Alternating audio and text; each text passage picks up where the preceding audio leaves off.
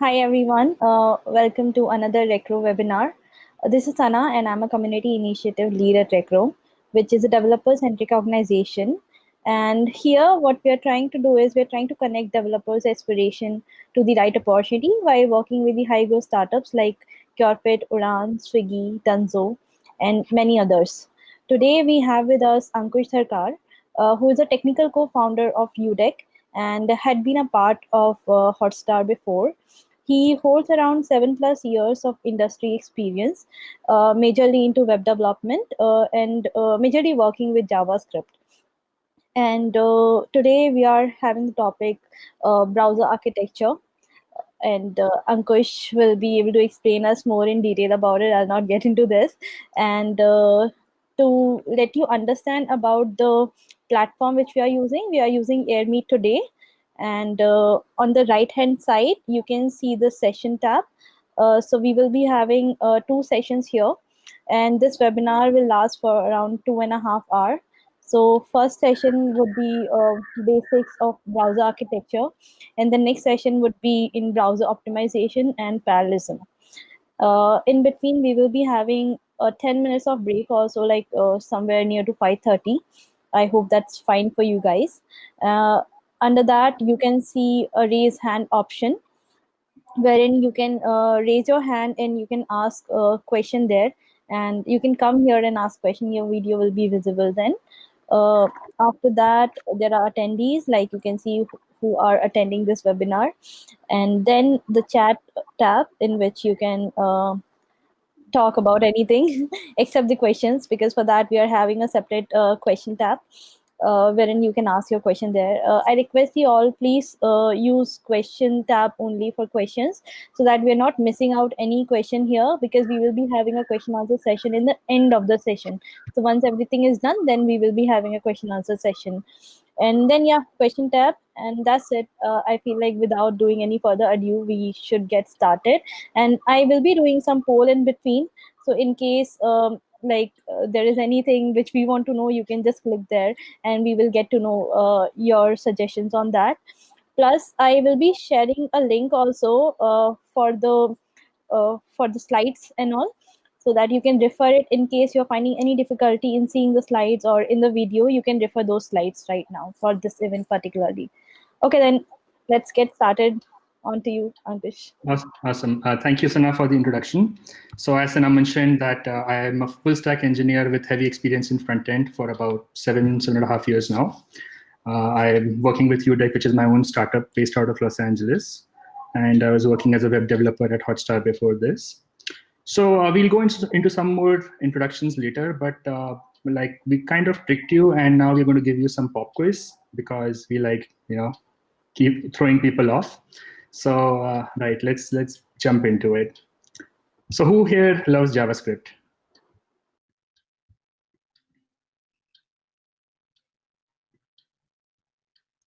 Right? No answers. Am I audible, guys? It seems a lot of reactions. Okay, so a lot of people seem to love JavaScript. That's nice. Oh my god. Awesome. So let me see. Let me just connect with my chat real quick. And Yeah. All right. 100% people love JavaScript. Very good. So let's see. Let's start with a simple question, right? So var equals to console.log a. What shows up? Very nice. People seem to be very strong in JavaScript here. Correct. The answer is 2, of course. How about now? Many of you know where this is kind of leading, right?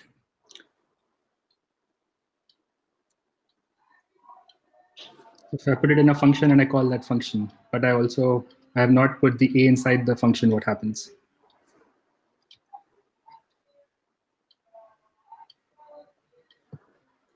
Oh, I didn't see people writing. Okay, cool. Very nice. Again, you all are absolutely correct.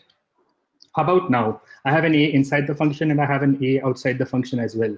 So if you're familiar with closures and local scopes, you should be able to answer this. Wow, people are super quick. Sana, by the way, after this, when we start the main browser architecture presentation, give them the link so that the animations are good. Yeah. On AirMeet, when I screen share, they reduce the quality of the screen recording. So sometimes the animations are pretty janky. Okay. Yeah, we'll do Uh, that. awesome. I'm just waiting for the quiz so that I can share the link. Awesome. Yeah. Some people are saying 2, some people are saying 10. So why is there a disparity here? So answer will be 10, right? You have a local A inside of the function. So it has to be 10. Guys, get your basics right. Okay, how about now? So I've swapped the lines and I put var a equals 10 below console.log.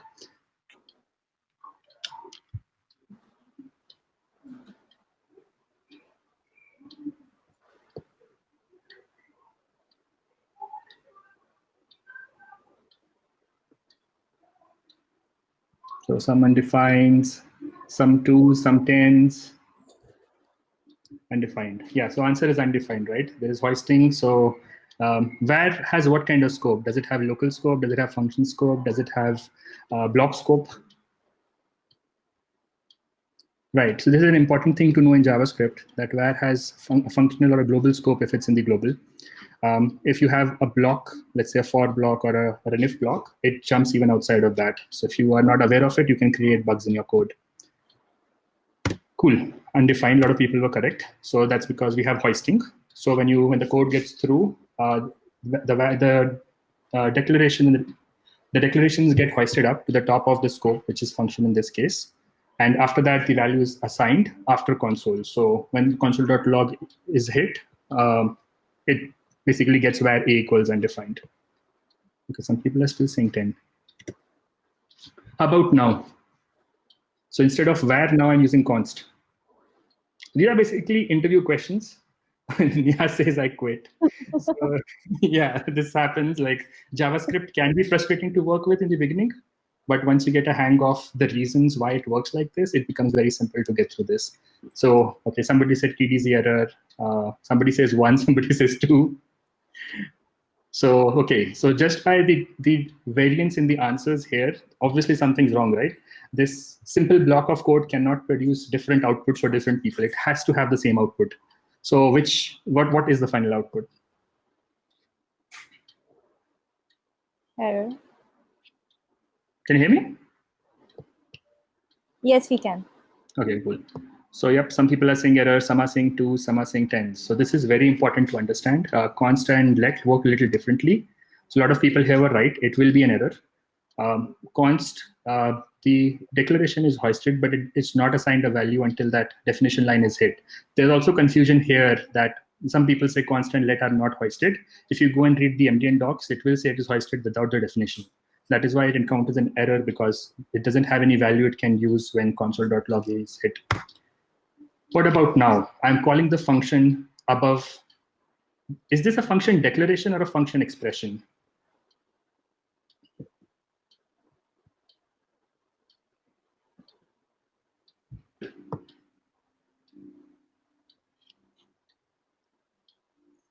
I can't see people's chat. Some people say expression, some people say error. Expression, right? So what will be the output if I try to call me before the call me variable was assigned? Because we spoke about hoisting, right? Does hoisting apply here?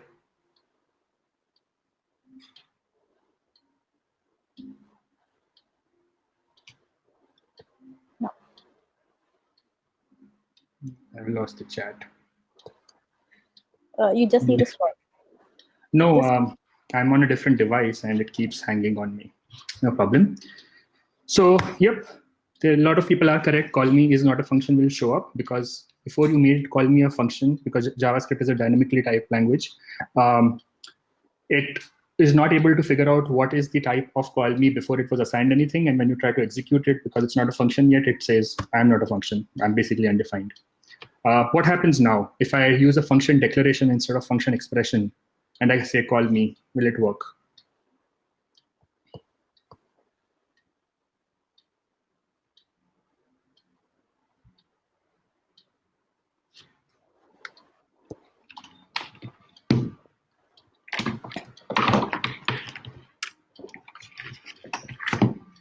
Just let me try this. Let's see.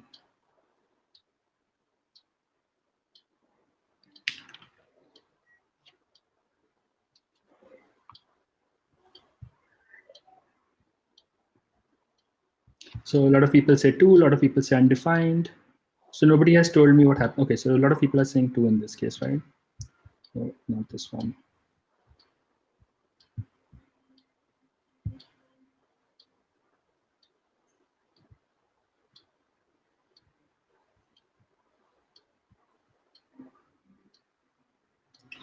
Right. So when I use this, it says 2 because function declarations, they get hoisted as well. So that function exists before you call it. So let a equals 10 is possible, but with constant, when you try to do it, it's a type error.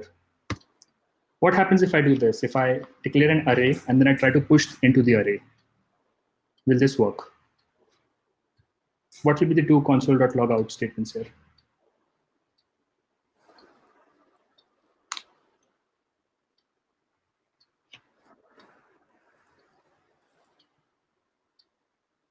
Okay, some people have good answers here.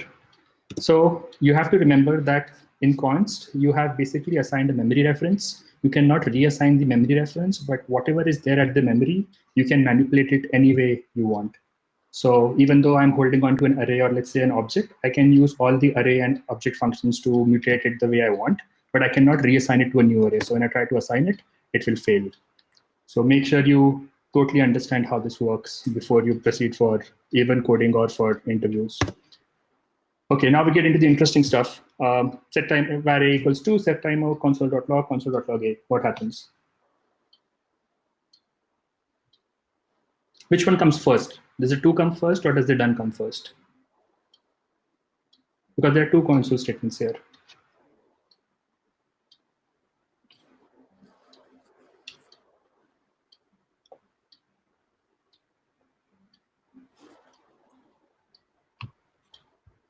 So if you know about how set timeouts work, it gets into a different queue, and then you print whatever is next in after the set timeout, and after 2 seconds, the done will show up.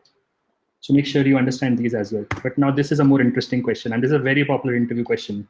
That if set timeout of 0 is there, which one comes first? Because this needs to happen immediately, and then I have console.log a.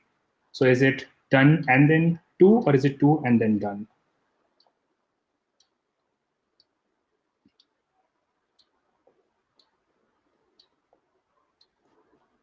Okay, very nice. A lot of people seem to understand set timeout really well. So that you are right. 2 will come first because when you put anything in set timeout, it gets moved to a different queue. You finish executing whatever you are on, and then you go and start doing the task which you had set aside. So even if it is 0, it basically means finish whatever I'm doing right now, then go and see whatever set timeout had kept away for me. And because it has to be done after 0 milliseconds, it immediately puts done. Between set timeouts and promises, which one gets done first? So I actually shared a video by Jake Archibald, which spoke about this. So they went into details of how promises work and how set timeouts work. So make sure you watch that video.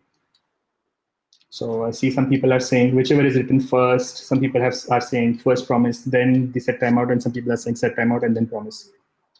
So obviously, like I said, if you write the same code, it has to work the same everywhere. You cannot have different answers, right? So I'll just wait for a couple of more seconds to see who answers something different.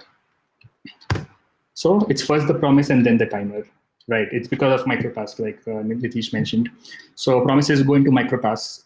After you run the current execution, you go into a microtask. After you're done with microtasks, you go into whatever are the big task queues. And promises, they go into those big task queues, so you get done with it later. Okay, this should be a relatively interesting question and pretty straightforward. So who can tell me what is the output of this answer?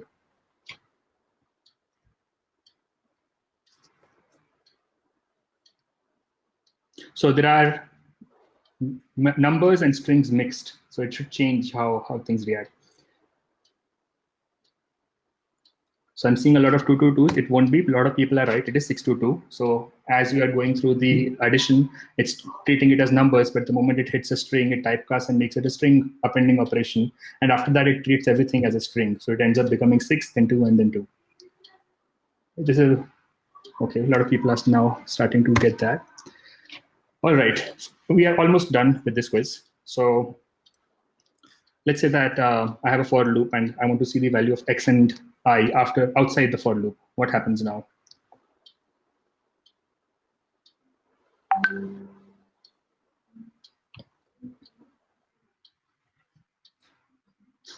Some people say 10 and 100. Some people just think 10. There will be two values. I mean, at the very least, there will be an undefined, which will have to show up if there's no value in it, because I have two console statements. So somebody says 10 and 101, 10 and 100, 17 and 100. So a lot of different questions again, right? So remember, like we mentioned that var was having a function or a global scope, right? So even though it is defined within the for loop, the var will jump out of the for loop and be treated as though var was used outside of the for loop. So in that case, when you go through x will be 17, because var x now exists only as one instance. So at first, in the first line, x was 10. Inside the for loop, x was assigned 17 so many times. And at the end, when it will be, this line where x equals 17 is almost like it's not written at all. So when x was assigned 17, at the end, when it comes out into the console log, you'll have x which still stays at 17, and I, because it preserved its value, because like we spoke, vars are functionally scoped or globally scoped. The var also exists outside that local block, and after the for loop exit, it still retains its last value, which is 100 in this case. So even like if this was something new for you, please go back and make sure you understand variable hoisting closures extremely well for JavaScript. Otherwise, you'll run into a lot of bugs later, which will be harder to debug. So these are like some prototype related things. I'll quickly go over them if somebody's still interested. So when I create an object B using A and I try to get B.x, what will be the answer for that? Because object B is not given a value X at all. So, okay, a lot of people are saying 10, right? So here is where the prototype chain comes into effect. If B doesn't have its own value in its own local properties, it then goes up the prototype chain and tries to fetch it from whoever was its prototype underscore proto. So like again, prototype chain, go and read it up, because it's going to be new for some people, I'm pretty sure. This values we'll probably do in future. Let's skip it for now. It'll become too complex for a lot of people. So basically, my suggestion to you would be, if you have to like get into the nitty-gritties of understanding what's happening with your code, somewhere you're doing a poor job of writing clear code. So if there are a lot of i's and a lot of x, there is absolutely no reason why you need to use two different, same names for different variables. So might as well go ahead and write code that is a little easier to understand when you're coding. That itself will help you. That will help you not create these bugs. Somebody said JavaScript seems complicated. It is a little bit. Yeah, I'll not lie about that. It's not. It's complicated, and it's very different from what the object-oriented languages we are used to, which we probably learned in our college or we're using at work. So definitely go back and read up the basics. MDN is a good site to get started. So that's pretty much for the quiz part. So now let's jump into the main meat of our presentation.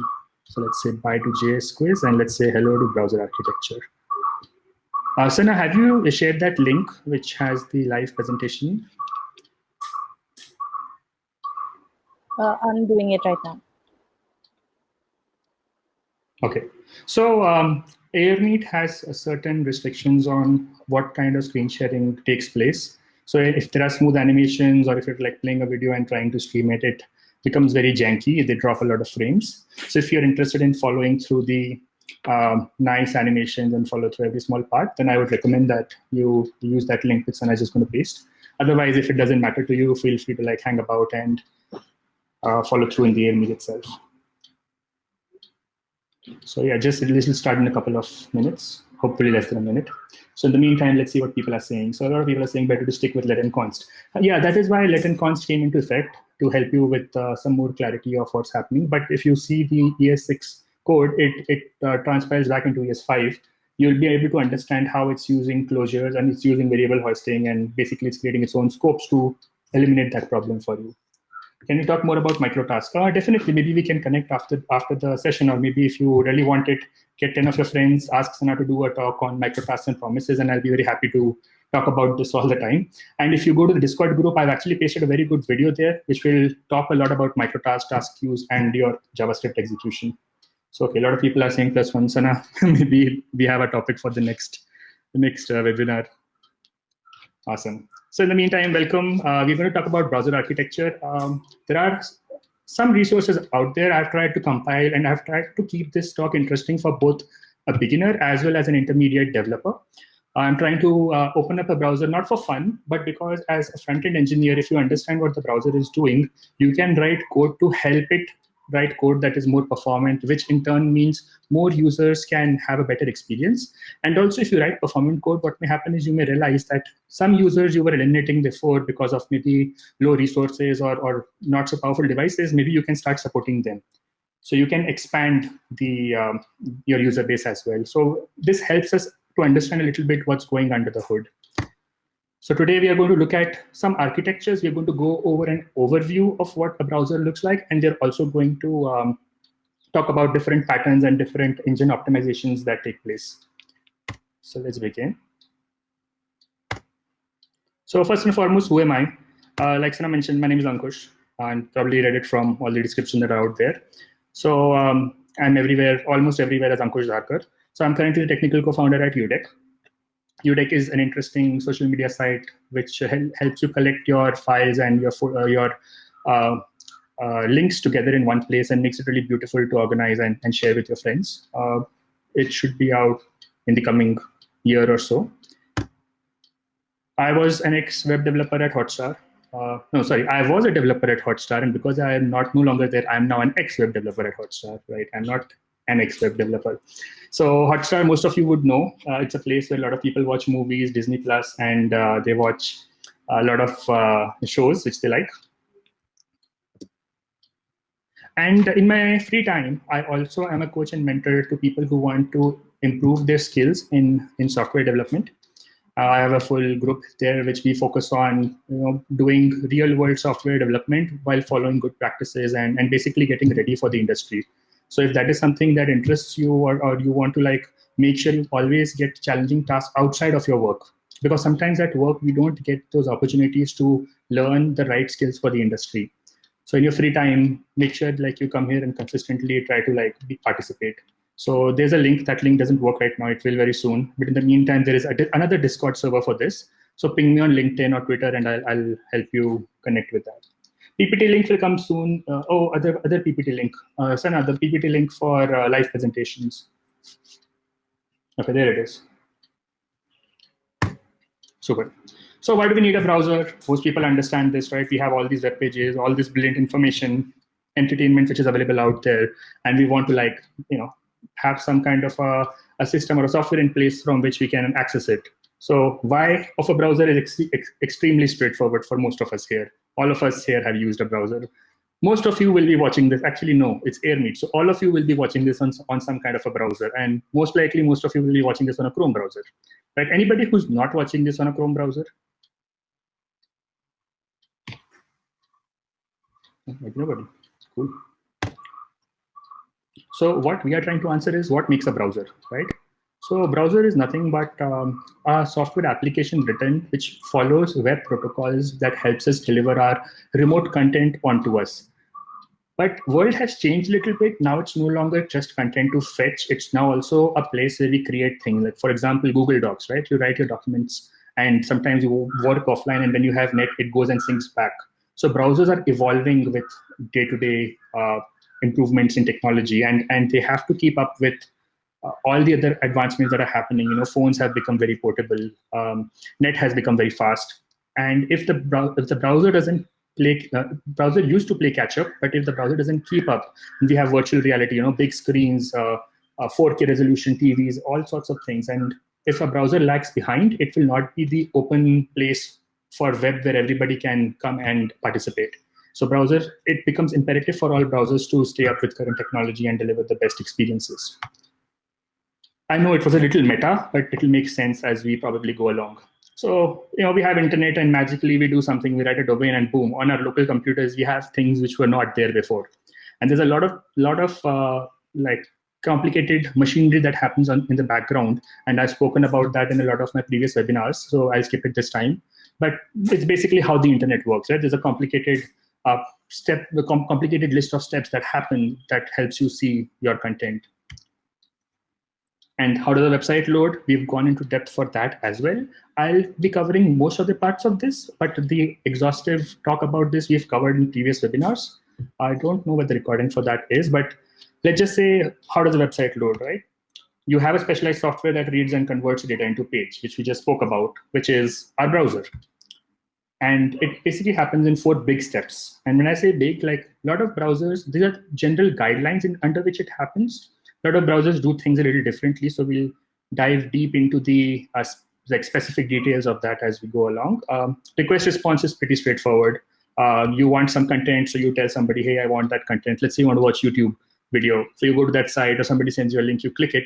It starts with giving you an HTML file, and that HTML file then gets processed and does other things and produces that page, and the video starts working for you, right? So in order to do that, we need to have some kind of an agreement in place. So in our case in web, we have this agreement that we'll follow a syntax, which is true of other languages as well. So you say, I can have documents, I can have images, I can have JavaScript and CSS. In the starting days of web, a document was pretty much enough. You just wanted a static site, you wanted to go and just read some block somewhere, and you were done. But very soon, like, can you imagine the world without JavaScript right now? Without JavaScript, you're not going to have React, Angular. Without CSS, you're not going to have those nice animations. Imagine if you remove JS and CSS from your websites. How terrible would it look, right? So we need to like make these things work together and make them work fast. So documents, we all understand, like something like HTML, right? Which is nothing but hypertext markup language. The reason it's called that is everything on the web is made up of hyperlinks.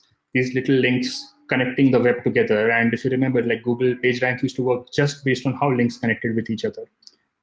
Am I speaking too fast for you guys? Do you want me to slow down and use a more slow voice, or whatever I was doing before was enough? Because I start speaking very fast when I get super excited, and this is one of the topics I really enjoy. So yeah, sometimes I speak too fast for this.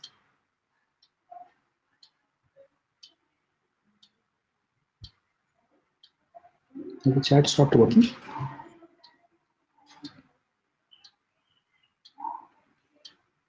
Okay, never mind. So everything is made up of markup, right? We have these tags, and tags follow a particular syntax. So we have a word, so something like article or div or p tag or whatever. We enclose it into these angle brackets, and sometimes we have a closing tag as well, and we put all the content inside of it. So when we write our code in this way, the browser understands it. So for example, if I write a button with the word login inside, the browser knows that it's supposed to render a good looking button like this, like an old ugly widget which comes up like this with the word login inside of it. So we don't want that. So we want to be able to make it better. So we have all kinds of classes and IDs and attributes which we give to our button so that it makes it the color and the shape we want and the position. So that is where we get into the designing part of web. Build is straightforward again. So before we build, the browser has to understand that, okay, this is the code which I received. How should I process it, and what should I be showing? So that is an important aspect of the browser.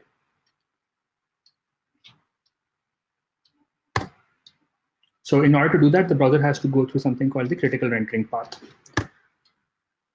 So it gets its HTML, it gets its CSS, it creates an internal representation of what it's going to show on the page. So it knows, okay, I have window, I have an HTML, I'm going to break it down into head and body, I'm going to put my H1 inside of this section. So it's able to analyze and understand the page, the HTML. So the HTML comes as a long string, right? If you've ever seen compressed or minified HTML and JS, it's just one line of code. So the browser has to parse it, break it down into tokens, and understand what was given to me. So it has to create this internal structure to understand what is happening with the code it got. Similarly, for CSS, it has to now go ahead and say, okay, I have to attach these properties to my different elements based on the kind of list I got. And this is a very laborious task, and we'll see how different browsers optimize this. Because imagine having to match CSS selectors with CSS. And if you remember, CSS also has a hierarchy, right? So it inherits from parents, and also there is specificity. So you can have multiple CSS rules that apply to the same node. So the browser also has to decide what is the most specific one. How do I decide which to finally apply? And whatever you don't apply, it inherits from the default or its parent, which is there.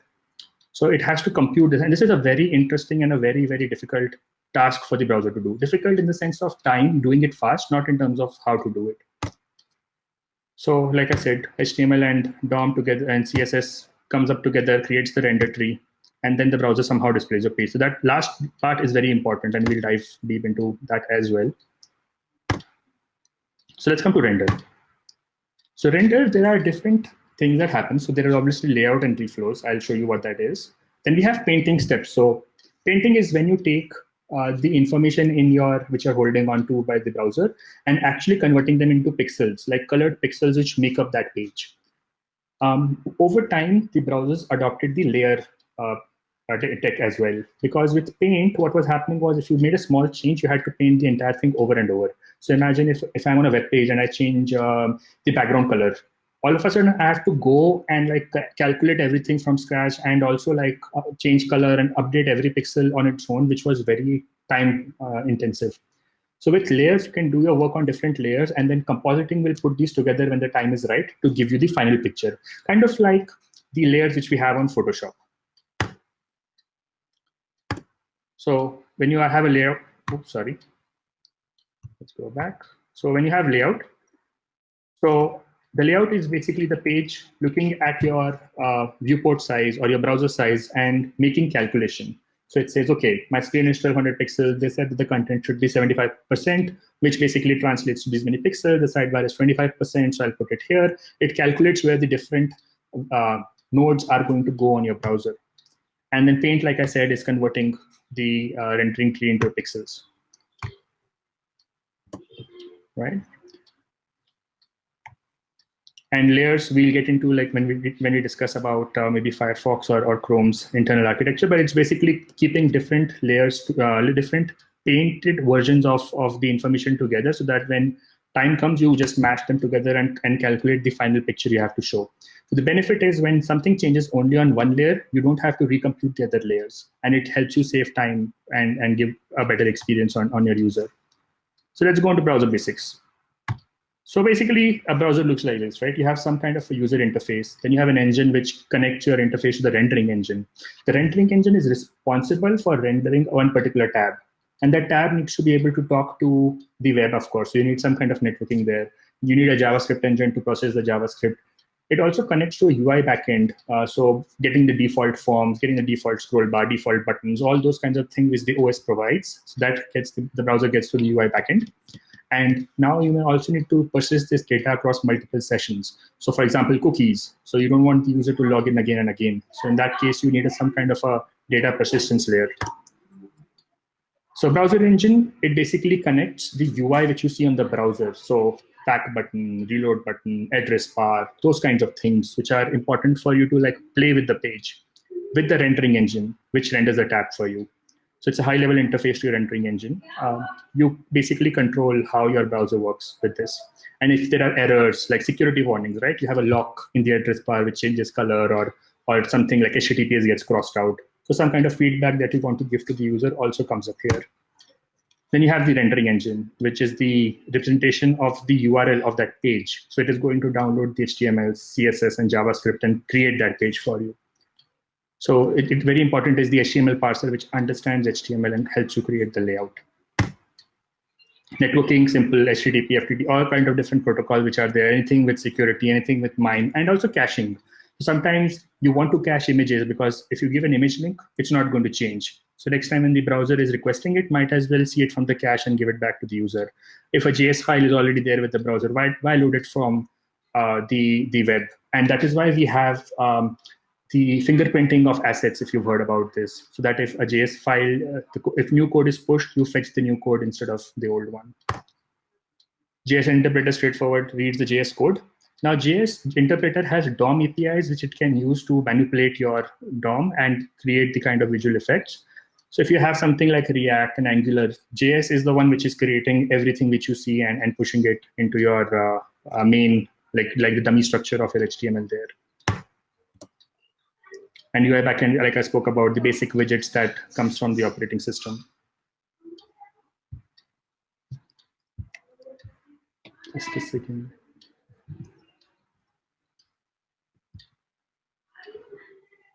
Sure, I'll pace myself a little bit.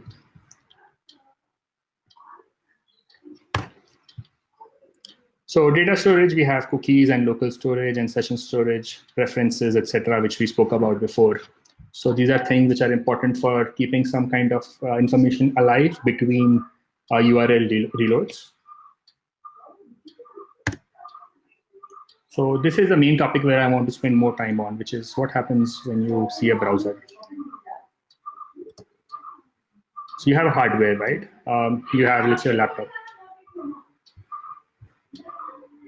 Just a second.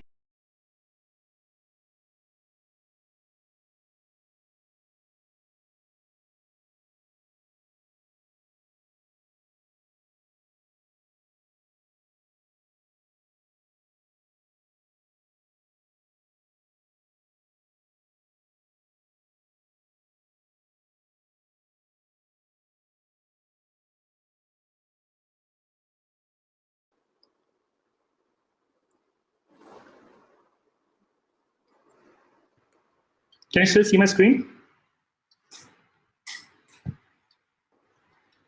Yes, we can see. Awesome. Yeah, sorry about that. Work from home has its own challenges. Cool. So yeah, I was talking about the hardware, right?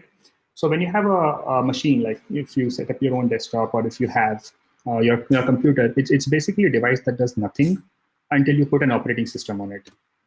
So the operating system is what makes your device usable. So it knows how to use the RAM, it knows how to use the hard disk, knows how to use the CPU. And OS is the interface that provides your application with places to run. So the OS controls what the applications can do with the hardware. So knowing this is important because any process that runs, it's basically the application's code that is currently running. So if you kill the process, if you go to your activity monitor and you kill the process there, the application is forcefully quit. And processes may spawn small threads to do it work parallelly and use multiple cores. So this is the key concept on which the parallelism in browser works nowadays. And as we know, if you've read an OS systems class or in general, like if you made some programs, processes have to talk to other processes using using inter-process communication, the IPC, and and there are like message passing, which helps the process talk to each other. So that helps passing data basically. So two processes can do their own things and still be able to communicate with one another. So then the question becomes: is Moore's law the only thing stopping us from running our browsers fast?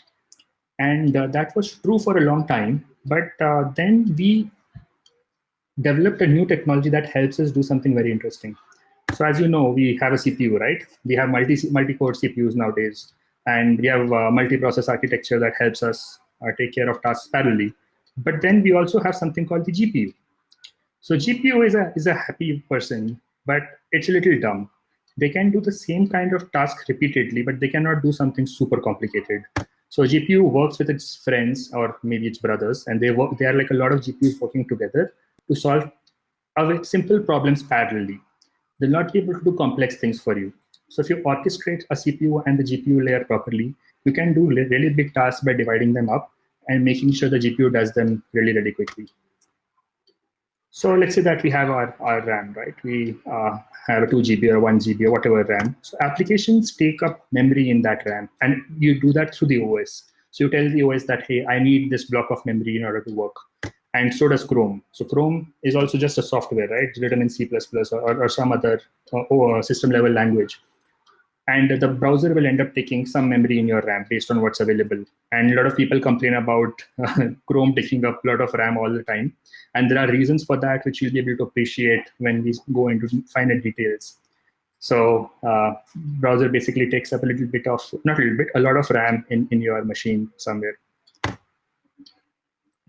So a browser also creates its own processes and their threads, which are required for getting things done from the browser perspective. And it's also important so that if you have only one process running and you are doing something very intensive on that, if for some reason that process has a runtime error and it quits or something kills that process, then your browser will collapse. But if you have multiple processes running, there might be some opportunity to bring it back. So for example, sometimes you may see that a particular tab dies, but you're still able to use other things which the browser gives you. This is very important to understand why. So like we said, a process is nothing but something that spawns threads to do its job for it, and it helps orchestrate the data passing between them and with itself. So thread is like a small thread out of a process. So we'll represent threads with these like dashed lines with these smiley faces, which is basically what I read in a blog at a Google Dev account. So let's get into a browser architecture. So browser architecture, if we have one process which does everything by spawning threads, if it dies, we are done. Like we cannot do anything with the browser anymore. And that is not good for productivity. So what we instead do is we create a multi-process architecture. So here, every different process has a different responsibility. And if it dies, there are ways of bringing it back. And in the meantime, showing some kind of a feedback to the user, or maybe even just doing it seamlessly in the background. And like we said, processes will talk to one another using the IPC. And rendering process are multiple processes because, as I said, a rendering process is responsible for a tab. So you may have multiple tabs, so you may need multiple rendering processes. And plugins, you may have multiple plugins. Let's go into details of more things in Chrome. So like I said, the architectures of different browsers are implementation of standards. What I mean is there is always a committee like W3C or TC39 who decides on standards, like JavaScript, right? JavaScript has a standard as ECMAScript, which is maintained, and the browsers have to adhere to those standards. They can implement things inside whichever way they want to speed up or optimize their performances, but the general standard, the specification has to be respected.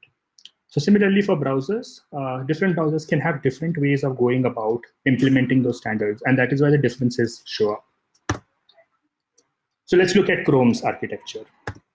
So Chrome does things kind of like this, where it segregates things into browser process, render, utility, GPU, and plugin on a very macro level.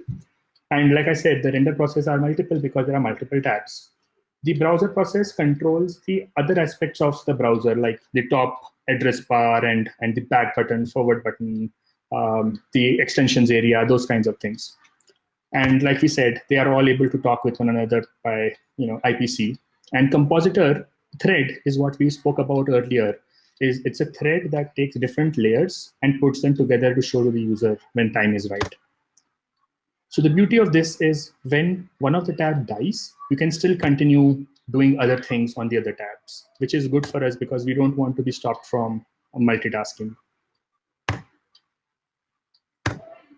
So browser process, like I said, controls the browser, the high level UI, which the user interface which the user interacts with, which is not part of a tab, right? It's a general part of the browser. The render process just works with the content and the tab itself, what happens inside of that tab. The plugin process will do something small on the page somewhere. So if you have Shockwave, for example, or you used to have Shockwave, it would play a small video somewhere. And GPU, using the GPU, you can control how visual elements are shown up wherever they are needed. So the GPU doesn't care what it's doing. You assign it a task, it will do it for you. You can get it on a process thread and processor on a thread, and you can display it the way you want.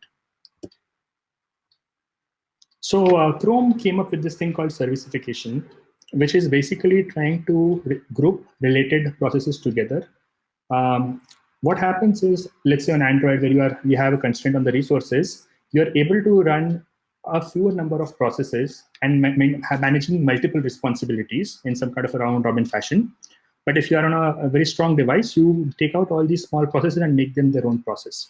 So the way processes are written changes which device and how many resources you have, which is brilliant because then you have the same code base that you can deploy in multiple places.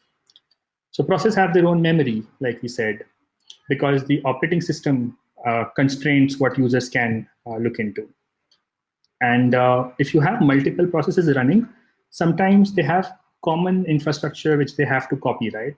If let's say two processes use some same function in a node module, then that node module function has to be available in both the processes. So it's a wastage of resources. Otherwise, you need to have an architecture where one process controls it and gives it via IPC, but then you have to have locks. So things become more complicated. So if they use their private memory, they have copies of the infrastructure. If they don't, then because threads can talk to each other very easily. So there is always a trade-off that you have to maintain. And Chrome puts a limit on how many processes are there, depending on the memory and CPU power of your device.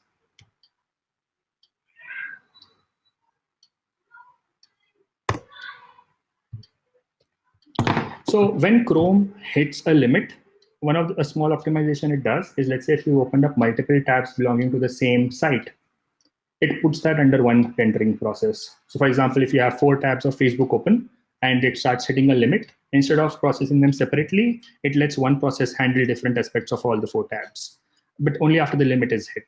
So there is a security reason why only the same site is allowed under the same process, because if multiple sites can access details on the same process, then you'll have a lot of security issues, right?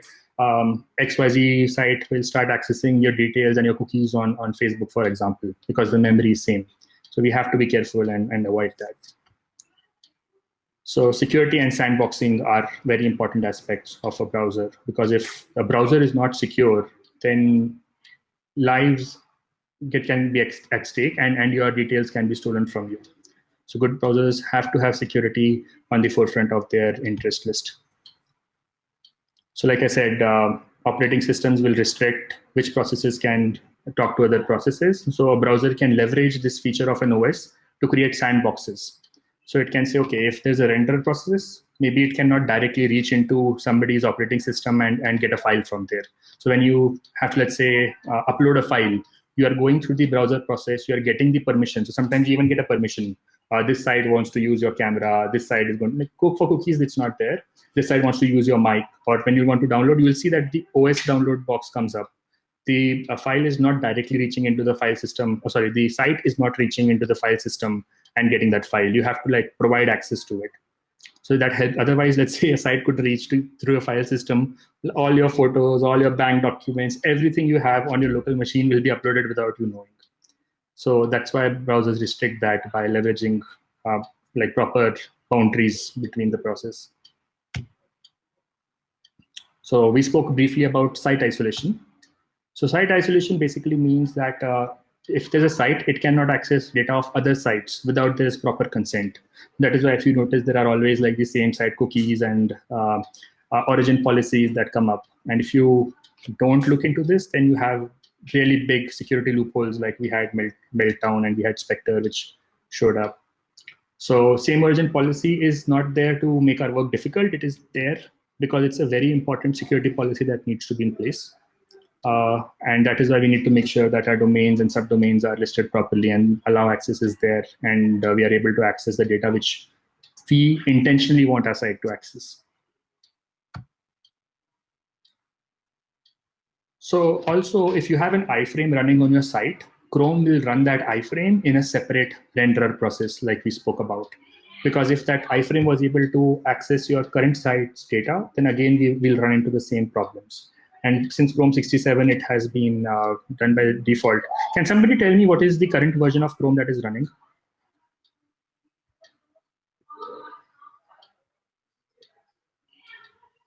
Yep, it is 83. Very nice. This also helps me make sure that my net is still working. Okay, very nice. So navigation, right? When you type a URL in your address bar, it seems very simple, but there are a lot of steps that happen in the background. So you have to handle how the user is going to input something. You have to actually navigate the browser process to a render process, read the response from a network process, start parsing and start showing up elements, and also to say, okay, my navigation is done. I'm actually going to display this page now. So let's say that when you put in an address bar and you hit enter, the browser process sees it. And if you know Chrome, in Chrome and even in Firefox now, like for a long time actually, you can put search queries in URLs. So it has to do a simple check to see if what you've typed is a search query or if it's a URL. If it's a search query, it will hit up the partner API with Google, Bing, whatever, and get the data for you. If it's a URL, then it is going to talk to network. And the UI thread will talk to the network, start getting the site content. In the meantime, the browser process will show you a loading spinner of some sort. And the network thread has to do all the heavy work of doing up DNS lookup, trying to establish a connection, getting the resources, parsing through the payload, etc. So this is where things are happening in background without us thinking about it too much. And sometimes, I wanted this to be a quiz, but I think I put the answer here. So sometimes we get a redirect 301. In that case, the UI thread is told about the redirect, and you start another request to get the new page. So there's a permanent redirect header that comes up sometimes on pages. when you move them to a new location. So when the payload comes, sometimes the payload has a content type called text or HTML, which is helpful. But in some situations, people put the wrong header with them. So the network thread also has to analyze that and make sure that the content type header matches with the payload which you got. So it does something called MIME type sniffing. So it sees through the initial part of the payload and matches it with what the header said it should be. And if everything checks out, it then proceeds. Otherwise, it sees if it can kind of still handle it. And if not, then obviously it'll throw an error saying something is wrong with this page. It also has to check for safe browsing. This is something we've all probably come across. You go to a site and it says this page is not safe. Do you still want to continue? So these are also happening for you by Chrome or from Firefox. They're doing their work to make sure that you stay secure. And then you have CORB, or some people have CORS issues, right? So when you try to read something that doesn't belong to your origin, you are often run into this situation and you have to set it up, like I said, for security reasons and for privacy reasons. Safe browsing is when something matches a malicious site, it says show a warning. So your render process has not gotten the information to display things yet because it's a malicious site. So network stops it itself and says, I want you to show an alert, and only then I will proceed if you allow it. And similarly for CORB, you cannot get cross-site data unless you're you've put in the right things in place to make sure you can read properly. And then there is some other minor handling that happens as well. So sometimes you're downloading a file, and downloading a file means that you're not supposed to show a web page, right? You're supposed to invoke your download location, which is going to download that file for you. So you have to select where it goes. So it says, okay, if it's HTML file, I want to render it. If it's a zip file or some other file, I want to download it. So give me a download manager, which is again another process with your browser process. It's another thread with your browser process that handles it for you. This is pretty straightforward when you think about it like this, that, okay, if I've got a request that's HTML, I'll show a page. Otherwise, I'll just try to download it. And once all checks are done, network thread is super confident that it can process. Then it will take all that data and tell it to UI thread, okay, like I have my data ready and let's process it. So UI thread has to now either spin a render process, or if that site has a render process available, give it to that saying, okay, I have this information for you, please go ahead and render it for us. So you remember UI thread was part of the browser process. And this is a small optimization. I know there's a lot of text, and I promise you this is the only slide which has so much text. Other things are a little less. And this was important, so I put it here so that when somebody refers to these slides later, they can read up on this. But basically what happens is when you're still doing the network call, the browser process optimizes for the speed because network might take a while. So it creates a render process and keeps it on standby. If network thread says all is okay, it immediately attaches those requests to the renderer. Otherwise, it says, okay, I'll kill you so that we can do something else. And this helps you speed up. Otherwise, what will happen is when network comes back, it does all the checks and then says, okay, everything checks out, please start. At that time, if you try to spin a renderer process, it may take a while. So you do this little optimization where you have a process ready before the network gets back. So the renderer process in a standby mode, but it doesn't get the data until network thread gives an all okay for it. So I think this will make a little bit sense for most people. And if not, let me know in the question, then I'll answer it. So right, so again, data stream comes by an IPC, the inter-process communication. So network thread gets the data as a stream, like it's a long code of HTML. So network thread passes this code through the render process. You have to say in address bar, okay, the loading is done. You have to say, okay, HTTPS certificate is there, so you make it green. All these little things you do. Session history, so that you can, if you click back, you can go back to the previous page. Data has to be updated somewhere. If the browser dies out, you should be able to restore your tab. So all these little things which we need for our browser in the modern day happens when you go to a new page. And you can use before unload and unload to keep some things tracked in your page. So you must have seen that when you sometimes go to, as you're going to a new page, it will say you have unedited comment you wanted to post. Are you sure you want to navigate away or something like that, right? So it tells you, okay, there is something you are doing with the page. Are you sure you want to leave this? So those are those handlers which you can run before the page actually moves to some other URL. So also what happens is when browser process and render process talks too much, then there is a service worker that comes into effect. And service worker basically caches resources for you, and there are some expiries on that. So what navigation preload, it's an optimization again. It's something that the browser does to improve the experience. It starts loading the resources in parallel as the service worker is still starting up. So when the service worker starts up, if it has those details for us, you take it from them. Otherwise, you see the headers and you see the whatever requests were marked with certain details, whether to use the fresh version from the network or to use the one which service worker gave for you.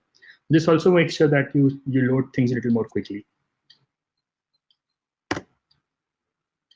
So render process, I don't think we need to read this very much. I've explained this a couple of times now, but basically a render process has to convert the visual elements of HTML, CSS, and JS for you to see on your page and interact with them.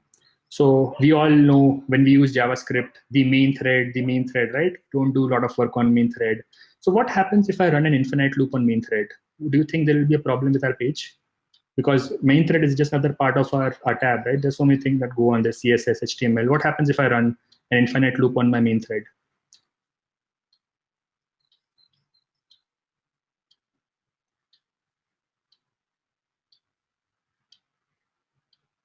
So Vikram says timeout.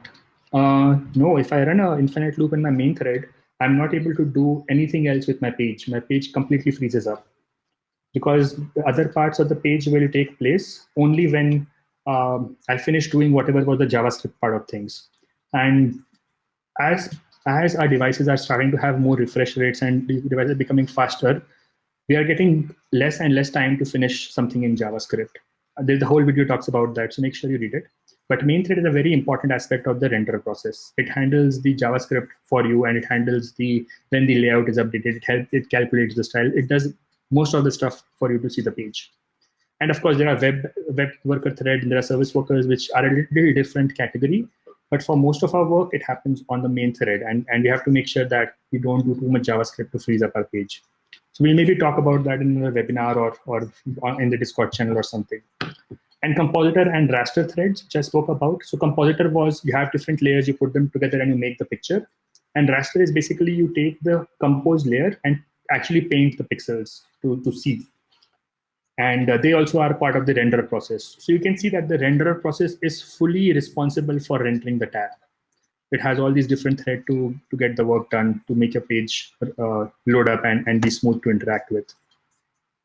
So when you commit the navigation, you get your HTML data. We spoke about that. And we start constructing something called the DOM based on our HTML standard. So that little diagram I showed you in the beginning.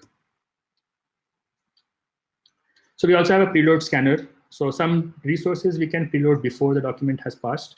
Like there are certain things like images and links, which the HTML document can see as tokens by the HTML parser and fetch them even before we've done other aspects of the page.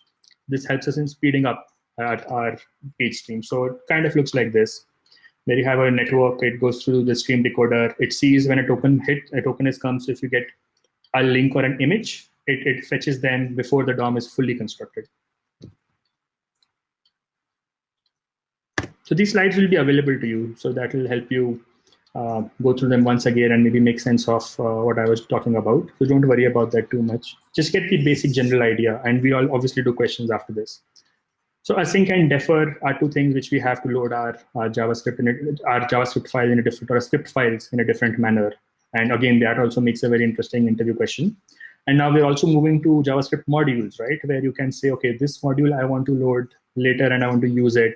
Or we can also say, I want to preload these files for my next page or for my current page before they're asked for.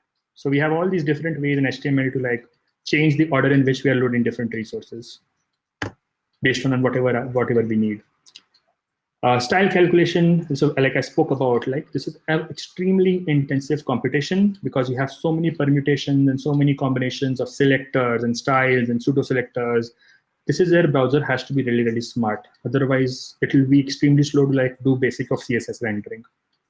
So you can imagine just like one thing with default styles has so many rules applied to it. So imagine if you had a full page, how many styles it has to calculate like every time. And every time you change one style, it has to like recalculate that to make sure all the elements that are supposed to go for the new style get updated. So if you do it in a dirty manner where you do it for every tab, for every node, for every CSS selector, it will take just too long. And we'll walk into the details of that in our next session.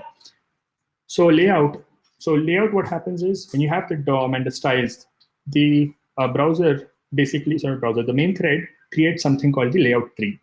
So layout tree is nothing but what you're going to see, and information like, okay, at which points I'm going to draw a box of how long and what kind of text am I going to put in it. So it's called a layout tree, which is then passed into your paint and composite layers, which are going to change, which are going to print them or create those visual elements for you.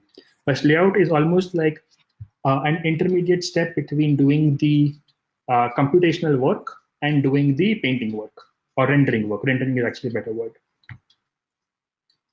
So it's very similar to DOM, but it will only contain that information that you need to see on this page currently. So you can imagine you have a long vertical page which has a lot of elements.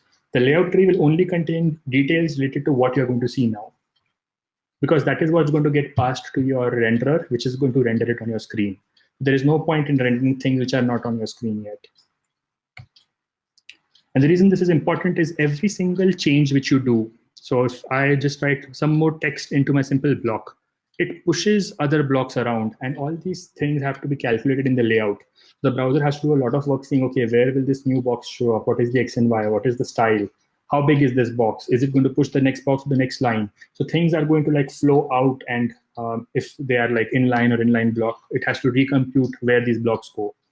So this work we have to try to minimize as much as possible. And this is kind of where React and Ember and Angular, they start becoming smart in how they calculate these to make sure that the final output they give to the browser is pretty minimal.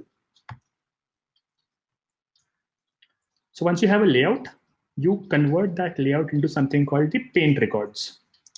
Even if you have a layout, you have different layers. You still need to understand where the different elements will show up. So, for example, if you have position absolute, right, the most misused and the most like super weapon for developers when they want to like force the layout to do something they wanted.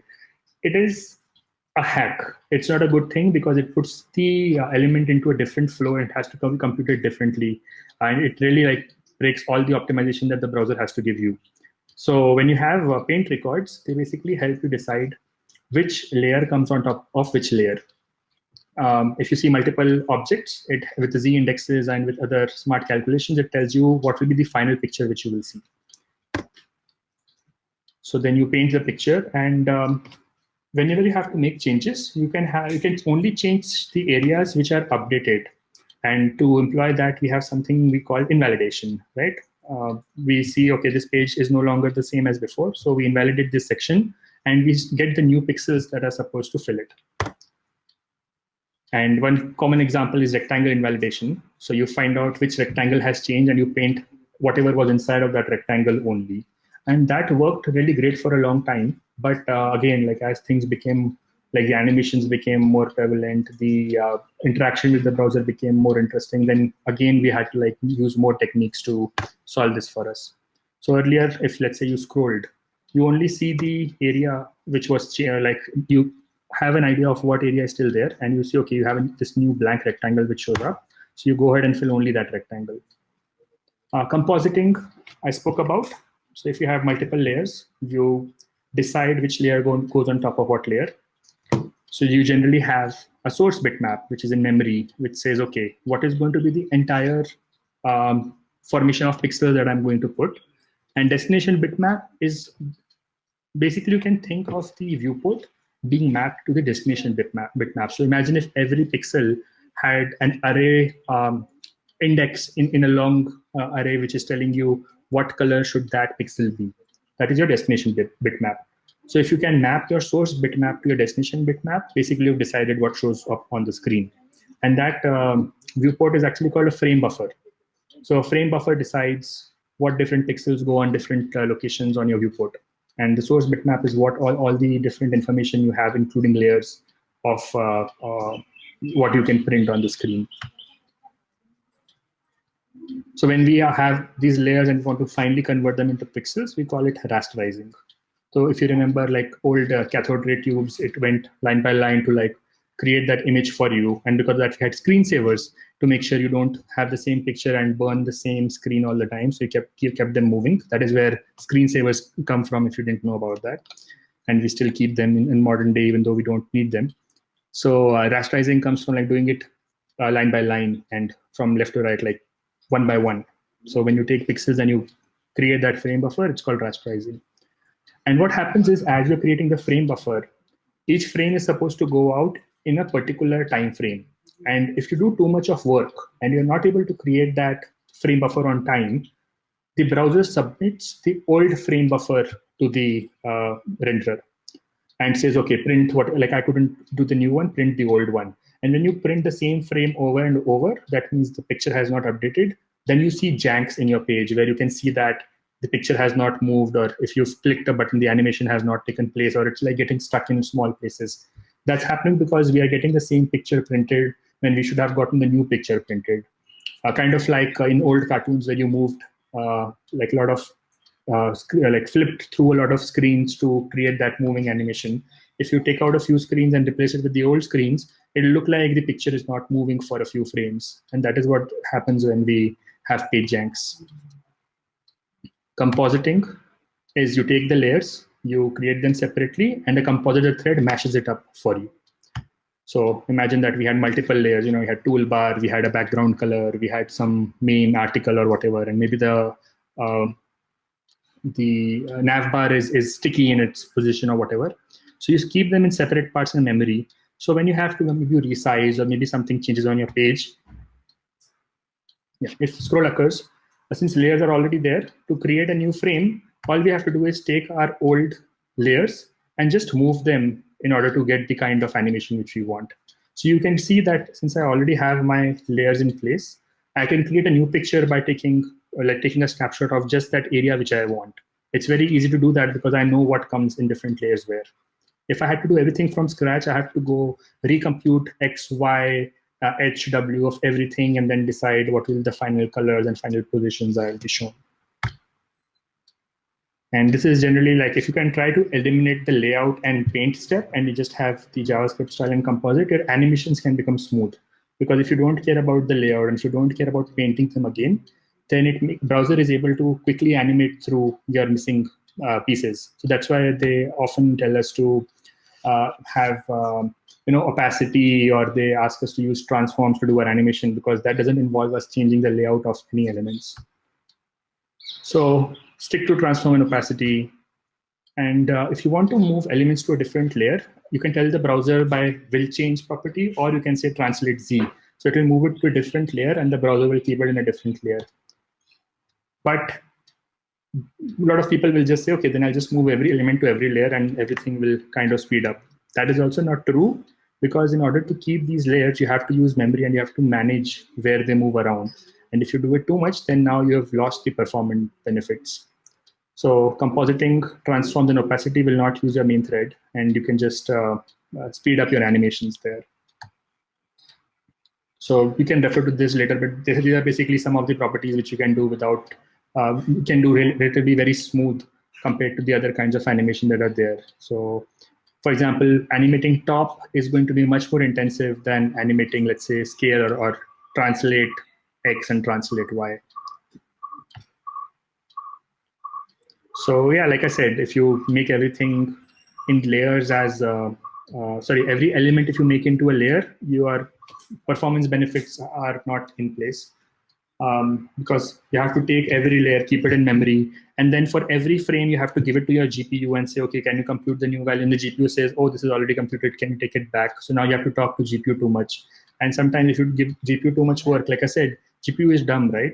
GPU can do the same task over and over, but it cannot be smart about these things. So you're wasting GPU and CPU bandwidth in just memory management, and you're not getting the performance benefits you wanted. So raster and composite of main thread, like I said, if you want to rasterize and composite, you move it to a different thread called the compositor thread and let them handle the painting for you.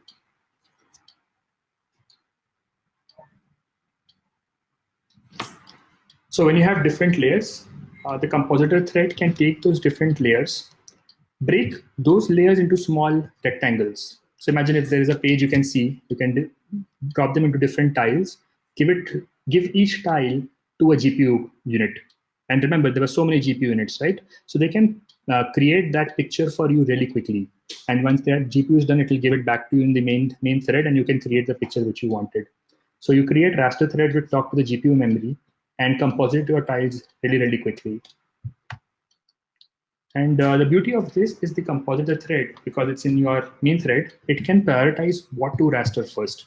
So for example, if you're watching something, the main screen is more important to rasterize than rest of the page. If you are going to scroll, the area just below the viewport is more important than something that comes 1000 pixels down. So it's able to decide which tile should go first to the GPU and get rasterized. And of course, if you're going to pinch zoom and do any kind of like scaling, then also you can like have those layers ready before the user does it. So compositor thread can be more smart with what needs to be prioritized for seeing the picture of. So again, like I said, compositor thread will just submit it to your browser, and the browser will be able to composite it really quickly. And yes, like I said, if you scroll, then the compositor thread has to again send a new frame, get it composited and sent back. But if it already has that ready, it will show it to the user. So these are like repeated information, but basically the idea is you have layers, you have the GPU, you become smart in telling the GPU which part of your page to rasterize first. That is the key takeaway from all this text. And like I said, the tiles which go to the compositor frame is called a draw quad, and the GPU does it extremely quickly, and you're done. So like I mentioned before, right, updating your rendering pipeline is really costly, because see, anything in JavaScript, if you change it, it will change how you styled it. It will change where it shows on the page in the layout. Layout, if it gets updated, has to paint again. Paint, if it done, it has to be in layer. Layer, if it is there, it has to be composited. So small change can trigger like really big changes on your page. So you have to know how your code is affecting these, and you have to understand how browser is doing it so you can help optimize it, right? And generally, we shoot for frame budgets of better than 60 FPS, because if your website is running above 60 FPS, the user interaction will be very smooth. The page will move much smoother. If you start having very janky interaction, the user doesn't like it. You click a button, the button slowly gets clicked after 2 seconds. It doesn't give a nice experience to the user, and it doesn't give them any kind of confidence. Cool. We'll take a small break here, and then we'll come back. We'll discuss why it was difficult to parallelize a browser, and we'll talk about how Firefox did it, and we'll do some more things there. So since we are a little ahead of time, I think we can do one round of questions right now, Sana, for about 10 minutes, and then we can connect after that. Yeah, I think there are already few questions there in the question tab. And Oh, guys, wow. you can raise hand up also, like if you want to come here and ask questions. Super. Let's see.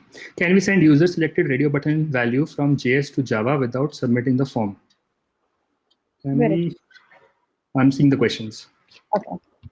Can we send the user selected radio button from JS to Java without submitting the form? Yes, we can do that. Like we can track what is the value of a radio button, and then we can say, okay, if it changes, or maybe in every few seconds, we can take the new value and just. So by Java, I think you mean like a backend API, right? It can be Java, Go, Python, anything. So right, we don't have to necessarily submit a form in order to get the radio button value. We can directly get it from this thing from JavaScript itself. Can we Discord link for microtask? I think he's asking for a Discord link for microtask. So yeah, that will be there in the chat. Okay. I've already sent it. Okay. I'll send it once again. Right. How many threads can we have in parallel? So Manjeet, that depends on the browser and the machine resources, like I spoke about. So if the resources are limited, the threads will be limited, and if there are more, then you can have more. So that depends on how the browsers implement their architecture. As we know, JavaScript is single-threaded language. How it runs the service workers? Does it use the same thread or create? So JavaScript being single-threaded is very different from browser being single-threaded. The browser doesn't have any limitations on threads and processes. We just say that once we are in the main thread, the sequence of operations we are going to do to show our page are on a single thread. And that is because JavaScript is not thread safe, right? You cannot have parallel operations happening. JavaScript was never made for that. And that is why we have WebAssembly, which is coming into picture, because in WebAssembly somebody can write code on in their native languages, C++, Rust, Go, whatever, which can be thread safe languages, and they can convert that code into machine level code, and then your JavaScript environment can interface with that code and use it. So JavaScript was written for humans to develop quickly and prototype quickly, but because it is dynamic, it also creates problem where it cannot be type safe. And if you, with this WebAssembly, which is so much work is going on, people from other spheres who don't have JavaScript knowledge, they can write very powerful, very performant code which can run on web interface. So, for example, imagine if let's say React or Angular tomorrow decide to write their core algorithms in Go, for example. We'll be able to use that code and only have to deal with the JavaScript code to interface with that parallel code. And JavaScript not being type safe is suddenly doesn't become a challenging problem than what React or Angular does with things under the hood. And I think Ember with its Glimmer also did this, where they basically used WebAssembly to speed up their engine to compute things much more quickly and give a better experience. So, right, so JavaScript is single-threaded, but browser is not single-threaded. Browser, in fact, has multi-process, like we spoke about. And service workers are on a different thread than the JavaScript thread. That is why those threads have to talk to each other. There were shared array buffers for a while, but then because of the Meltdown inspector, they were restricted a little bit. But you still have IPC, you had com links which came into it. There are like a lot of different things to talk between service workers and web workers and your JavaScript environment. So how it is that service workers, does it use the same thread or create different? It creates, I think I went on a tangent there. But yes, service worker is on a completely separate thread than your JavaScript main thread. What is WebAssembly? Okay, I think I indirectly answered that. So WebAssembly is this way of taking code from other languages except JavaScript, because there are a lot of languages which are compiled languages. And we'll go into those details in the next session. But like right now, let's say if you write a very strong reconciler, like a React reconciler in, let's say you write it in Scala, for example, we cannot use it in JavaScript. But with WebAssembly, we'll be able to convert that Scala code into code that browser understands. And then we'll be able to expose methods to JavaScript. So JavaScript will be able to use Scala code. And kind of like Java creates bytecode, which is used by other machines, right? So future is definitely there, but it's a very difficult problem to solve. Are we recording it? I think we are recording it. Yes, we are recording. 83. I don't know. 84. Okay. Do web views. I think he's answering Chrome, this thing. Do WebView and web browser behave similarly? Yes, like I said, if you remember, I spoke about servicification in Chrome. So when you're in a web browser, more processes can get spun up, more threads can get created, and you can handle a lot of things happening. But when you're in WebView, because your resources are limited, the browser compresses those processes. Maybe it will run multiple different processes in the same process. Actually, not process, it's a thread then at that point. Or it will run fewer number of processes. But generally, they can behave, and by standards, they are supposed to behave the exactly same way. So WebView should not be very different from a web browser. Is it recorded? Yes, it is recorded. Could you talk about client hints in the payload header? I said read and client hint. So when the payload comes, the content type may not match with the payload, actual payload. So you look at the initial part of the payload, and you try to decipher from your known database if what file it is. And if everything checks out and you can work with that file, great. Otherwise, you throw a warning. Do you understand, like Keshav? Like, is that what you were asking? By layers, do you mean stacking context? Yes, by like it translates into stacking context. What is render stacking context? Different layers. Yeah, like every stacking context layer is a separate layer, and layers actually go a little bit deep. So stacking context you start looking into when you have different elements in the same area, but layers are basically what all representation of your page you have in memory. So they are roughly related, but I don't think there will be direct descendants. I'll have to confirm that. I'll let you know. What is render blocking and non-render blocking? So render blocking is something which stops your HTML from parsing, because you have to fetch details, maybe like CSS, because if you don't have the correct CSS in place, how can you show the page? So you stop your parsing, you get the CSS, you form your CSS form, and then you come back and render the rest of the page.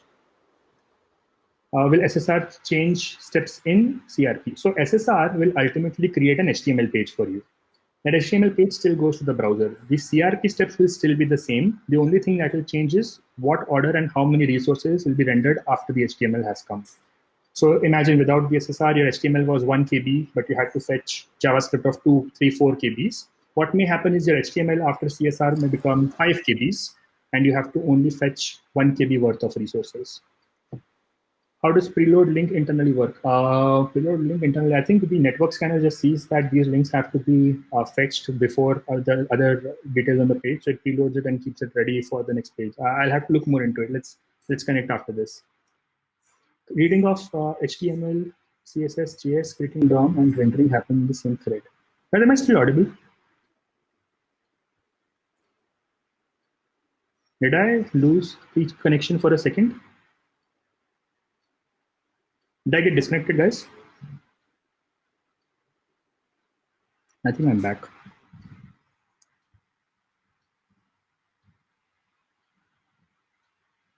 Oh, okay, I was connected. Cool. I think Sana is getting disconnected and connected. If you can hear me, just maybe thumbs up or put it in the chat, because it's like, yeah, I'm not talking. Okay, good. Okay, cool. I think she's only getting disconnected. Cool. Let's go back to questions. Yeah, I got the likes. Thanks, guys. Where is it?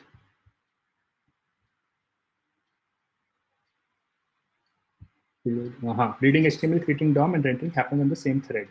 So, like I said, right, HTML, CSS, JS, creating DOM, rendering. Yes, all of this is handled by the rendering process, and rendering process does all these steps in the same main thread. That is why we have to be careful about not doing too much work in one area, otherwise it will impact how our JS and HTML is going to show up.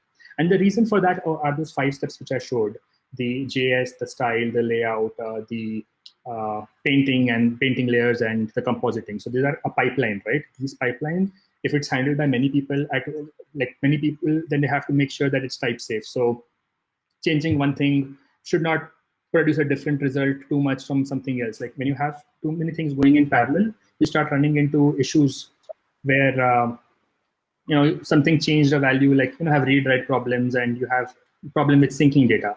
But if you give it just to one single thread, it knows everything what it's doing, so there are no bugs. But again, because of that, we lose certain flexibility which the browser trying to eliminate. Does that answer your question, Sahil? Which critical rendering path steps executes when we do display none, visibility hidden, and opacity 0? So it depends how you do it. If you do it in CSS, it happens during the style calculation. But if you do it with JS, again, like remember, the JS step will use a DOM API to change it. The DOM will get updated to style, computation will get updated, which will then again change the layout, because if you remove something from display none, those blocks which I showed you now will move up one level. And that will cause you to change the layout. Because layout is changed, you have to calculate that layer again. So it depends how you do it, but generally it depends if you're doing it via JS or via CSS. If same site is opened in normal mode and cognito mode, and the limit reaches, will these be rendered in the same interface? I will believe so not, because for security reasons, they will sandbox it. So yeah, I think like even if I don't see a reason why they should be, because if they were, then they will have access to the same browser APIs. They'll have the same session storage, same local storage, and you can have you do want to preserve 2 different sessions, one on incognito and one in real browser. So I will say that they will not be sharing data between the rendering processes. Any use case for web workers? Yeah, like when I was looking at Hotstar, we use web workers all the time to process. So you had all these video bytes that are coming, which you had to show to your player. So if you do it on the main thread, it might choke up and make this page very slow. So we push it to web workers, process it, and give it back to the main thread. And there are a lot of other uses of web workers as well, especially when you try to do client-heavy computations. Can you share the resources you have? Definitely, like my slides have all the resources which are there, and I am like always more than happy to talk more about in detail in Discord or any sync up session, or and like if you want to talk about these things, just reach out and we'll set something up. In client hints, I wanted to know about how you can make viewport to send device specific style. So you can target that by using media queries, right? In link tags, you can have media queries where you can say, okay, if my browser is this big, I want to download this file device. If my browser is some other size, what I want to do. And same thing you can do with the CSS file where you can put media queries. So link tag and also in CSS media queries, you can control the styles there to make it responsive. I think that is what you are hinting at. If not, ping me and we'll discuss it. What is the best way to handle browser inconsistency so that we get best browser optimization? Maybe considering on your experience in Hotstar as reference. So instead of rolling out your own solution, it's always a good starting point to look at the chosen libraries for polyfills that exist. Because you as feature developer, you want to spend your time developing features. You don't want to be spending time days doing research, seeing every browser, seeing every this and that. So all you say is target last 20 versions of browser, if not something older than 20 to 30, put this polyfill and be done. So third-party libraries that are pretty common and straightforward, it's a good starting point. Can I use is another site where you can go and get more details about the kind of browser breakdown. And if there are other inconsistencies, if there are there, like for example, IE8, right? IE8, 9, these are things you do not want to support. So if it becomes too cumbersome to handle that browser, I think after a point, if you have to, like, people have to let go of it so that they move on to some better browsers, and web can come back together to a particular standard. So to handle browser inconsistencies, polyfills which are already there in market, and also some research from can I use, but not too much. Does re-rendering in React or any library use compositing, or it uses layout and paint steps as well? That's a great question, Ankita. So remember, the library like Angular or React at the end is only the JavaScript, right? The browser does not understand React. Browser does not know what a JSX is. Browser does not understand TypeScript. It says, give me JavaScript, I'll run it for you. Inside the JavaScript, they've done all the optimizations from the library perspective or the framework perspective that you see. So once that JS library exists, it has to go through the same cycle of steps, the critical rendering path for the page to show. So the JS will run, style will be computed, again, a layout will be determined, painting and compositing. So it doesn't matter what framework you're using, it has to go through the same steps because browser only understands the basic technologies you've given it. Server-sent events versus WebSocket differences. This is a different topic. We'll get into this, but basically, it's a different protocol for managing what kind of message passing can you do between and to and from browser. So not just REST, but it lets you have more and different experiences than what was available before. What is the significant difference between service worker and web worker? So you can think of service worker as a policeman. So that's the first person you interact with before you get into that resource or that site. So it tracks who's come in, who's gone, those kinds of things. A web worker can be maybe like your gardeners, like a large number of people who are ready to do whatever you tell them to do. So service worker is usually for talking to the network, and it's not supposed to work. Web workers, like the word says, it's for parallelizing your operations and giving it back to main thread. So they're helper to main thread, and service worker is somebody who helps you with the network requests. Is element having opacity 0 or visibility hidden present in render tree? Yes, it is present in render tree. So opacity 0, it still has a layout and it still has a position. So even though it is 0, it's still taking up size, right? If you play with the dev tools, you'll be able to see that. As you know, display none element doesn't present in the render tree. You're right. Display none will remove it from the document flow. But if you remove it, then the layouts will have to be recomputed because it has moved. Client viewport. Using media queries, we send complete CSS for desktop. There are still some unused code for desktop and tablet for person using mobile. Can handle it? Yeah, like if you target media queries and you write only code for that environment, you can do that. And media queries gives you a lot of different parameters which you can leverage here. But a good practice would be after you've written your code, go to the dev tool, see the coverage, and make your decisions based on that. So desktop, tablet, mobile, you can do it by viewport. That's how we have seen it done before. Devices, I think you can target print, you can target screen. I'm not so sure you can target tablet like that. I think you'll have to do it by viewport size and pixel density ratio. Re-rendering would be the end. Re-rendering would be at the end. Be a set of DOM operations will be calculated by React and correct, Saurav. User agent. But for user agent, you'll have to target JavaScript, right?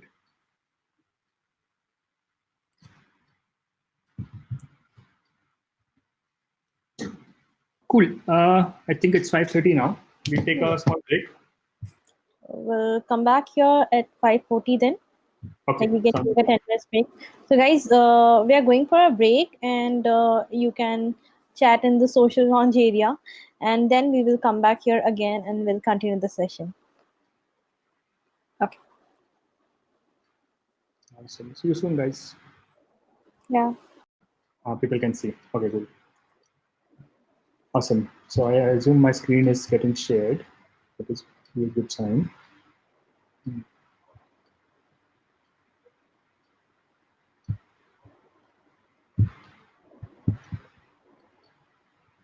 Oh no. All right. So we are back with our remaining session, and I think this one will be a little more in depth, and it will go quicker than before. But even if you are a basic or a beginner, you should be able to capture some ideas about what we are trying to talk about. So input events in a browser, right? For a browser, everything which you do is an input. So when you move your mouse around in the screen, that is input. It's tracking every single keystroke. It is tracking every mouse before even you click. So from our perspective, when we talk about, we say, okay, if I click on something, it's an input. If I type my password, it's an input. But a browser has to continuously monitor what the user wants to do, and you can obviously, like a lot of you know, mouse move is an event which we can use. So anything that user is doing as a gesture will be tracked by the browser. And the way it does that is it notices what is the event, where it is happening from the XY coordinates, and it keeps telling the renderer that, okay, user is doing something, user is doing something.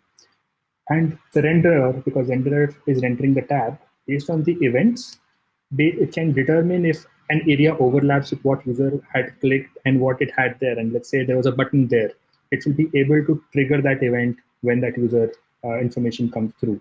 So browser is the one tracking the events but passing it to the renderer. If there are no input events which are put on a page, let's say a static block site, the compositor thread does not care about events. Like, there are no events, I'll just create my page and show, because I know that there are no events on this page. I don't have to keep asking if there are any new user events that came through, because I'm never going to handle them. So that's a good scenario. That is why you should try to keep the event handlers in your page in a minimal amount. Some people sometimes attach a full click event to the entire document.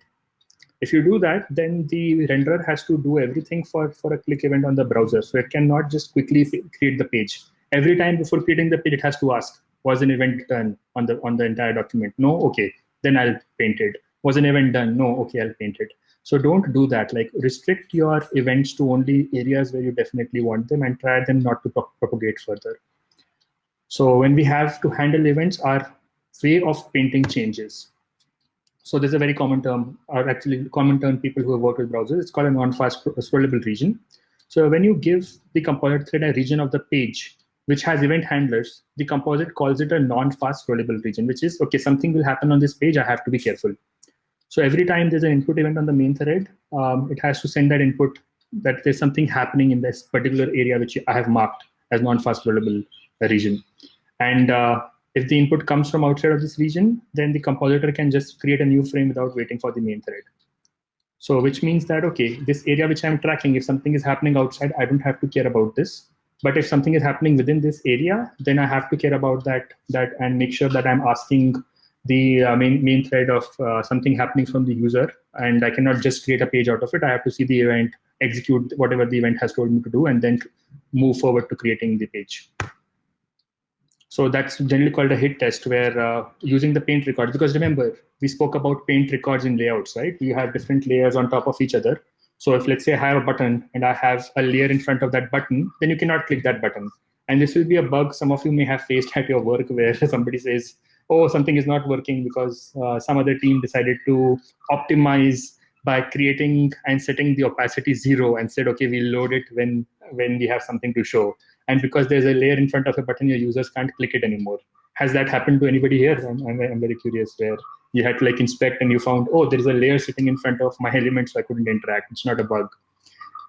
So when you hit test, using the paint record, the browser decides what you actually clicked, because you need to know what was above what in order for the event to fire. And if there's a layer above an event listener, then you cannot trigger the event listener. So paint records are important in this, finding out your event target. And like I said, like as you're moving a mouse, right? A mouse move you can calculate in femtoseconds, or let's say for simple cases, microseconds. Like every single small movement, very, very small movement is an event. Browser is saying, okay, event has happened, event has happened. Now, if you start running a hit test for every single thing you do, just moving your mouse on the browser will kill your browser. Because for every small, minute, like even if you move 0.00001 millimeter, there are like millions of events that are happened by that mouse movement. So what happens is the browser becomes smart and says, okay, I'll do something called event coalescing. So I'll only take in kind of like a debounce. Or sorry, not like a debounce, like a throttle. So it will say, okay, only after certain segments I'll report an event has occurred, and if you need continuous events, I'll also give you a way of doing it. So that way, you reduce the event hit tests that have to happen, so you can still do other things. And we use this for request animation frame, and if you want all events, we can get coalesced events, and maybe like have a drawing application where we definitely need to get every single point for the mouse. And if not, we can just be happy that, okay, our mouse track for buttons is working fine and there'll be no problems for discrete events like click and key press or whatever. And if you have events like click or key press, they're called discrete events. So they happen immediately when you trigger them. But they don't happen all the time, right? They only happen when that certain condition is met. And even there, the operating system is careful, because as you're pressing your key, the plates are making contact and not making contact as they're going. So only after a particular time with their rules, they say, okay, I have indeed concluded that the A key was pressed. And then it tells the browser, who then decides what to do with that key press. So browsers have to coalesce these events, otherwise things become very difficult for the render process. Now, this is the meat of what I want to talk about, the parallelism problem. So like somebody said, like JavaScript is single-threaded, which means whatever, and that is where most of our, sorry, main thread is single-threaded. And that is where most of our work is done, the JavaScript, the style, the CSS, the everything. So if you're able to parallelize that, everything works great. But that is one place we are not able to parallelize because of the way we set up web. So first we started with coarse-grained parallelism. We said, okay, you know what? We have multiple cores in our machine. To parallelize, what I'll do is I'll say, okay, CPU 1, you do everything on tab 1. CPU 2, you do everything on tab 2. CPU 3, you do everything on tab 3. It works, but it's not very effective. Like, you know how when we go to a fast food restaurant and they have these multiple lines and serving multiple people, what happens, like sometimes the line you are in doesn't move at all, and the other line is just moving quickly and getting the work done, and you feel annoyed because like, hey, why am I stuck here? Same thing happens here. Let's say CPU 1 is like overused and not able to render tab 1 properly because it's very heavy, and CPU 3 can be extremely free and not be doing anything. So this is not a good use of our resources, because we have the resources, we're not able to make them work for us because we decided to have this coarse-grained parallelism where we said every tab renders differently. So we have to improve that if we have to like get the best out of our resources. So like we said, it's a little better than not having parallelism at all, but it's not the best. And what happens is when you start a new page, it's basically finding one core to make that page for you. So it doesn't matter if you have one core or multiple cores. At the end, you are giving one core the full job of doing one tab. So you're not ending up using all the CPUs in your device. And there's no point of having multiple CPUs in your device, because at any given time, there will be only one tab which you will be working with. So might as well let one CPU handle whichever tab is active and be done with it. Why do you care about multiple cores at all? And we don't want that, because we want to be like able to use our horizontal scaled CPUs. So the reason for that is multiple cores cannot work on the same problem because there are no boundaries to problem, like we spoke about before. We were not able to safely divide the work which we got because everything was in a pipeline, everything was affecting everything else. We were not able to change things with guarantees and predictability, because any small change in one part is going to trigger the pipeline and change all the parts, which we want to avoid. So because we can't create these boundaries, we cannot get things parallel. But we want to get to fine-grained parallelism, where on the same tab, we want to be able to use multiple cores to create a better experience by dividing up the work. So what you do for fine-grained parallelism is you take a big task and you divide it into small known tasks that can be sent to different cores. And if we can do this safely and get back the result and put the result together, then we would have achieved fine-grained parallelism. So fine-grained parallelism means you have to share memory between the cores, right? Because if you're not able to share memory between the cores, they're not aware of the other small problems they've solved. And this will cause complications. So this will have something like data races, like we spoke about before. If two things are working on the same work, for example, if one changes it before the other, how they change it, the order of change changes the accuracy of the result. So browsers were forced to make this shift, otherwise they'll be left behind, but it was a very hard problem to solve. So Firefox moved towards it with the project they called Firefox Quantum. And Lynn Clark from the Firefox team said it's kind of like replacing the parts of a jet engine mid-flight. So they're replacing it piece by piece and making sure it still works. And then eventually they had the entire thing almost parallelized. They still have some work to do there. So first, what they did is they created a new language of its own. So they created Rust, which does not have data races. So when you use Rust, you are aware of the different work being parallel, and you keep immutable data structures in place to make sure whatever you've processed is going to be correct. It created a new browser engine called Servo, which used whatever the data race, the Rust language had to give them. So Firefox was very hell-bent in making sure that the parallelism will work predictably in Firefox at least. So first they started with a project called Project Electrolysis. So what they did is they made multi-processes default for every user. This is like, I think, done in 2017, I would like to say. Yeah, I think so. So basically what they did is every tab gets its own core. So they started with a small step to make sure that at least they're moving towards that direction. And Electrolysis then laid the groundwork for Project Quantum. And like I said, it's in mid 2017. So they started testing this with users and to make sure that things are working and solving problems before they released it to a larger audience. So one of the things they did was the quantum flow. So this is a very interesting concept, and I really like their approach here.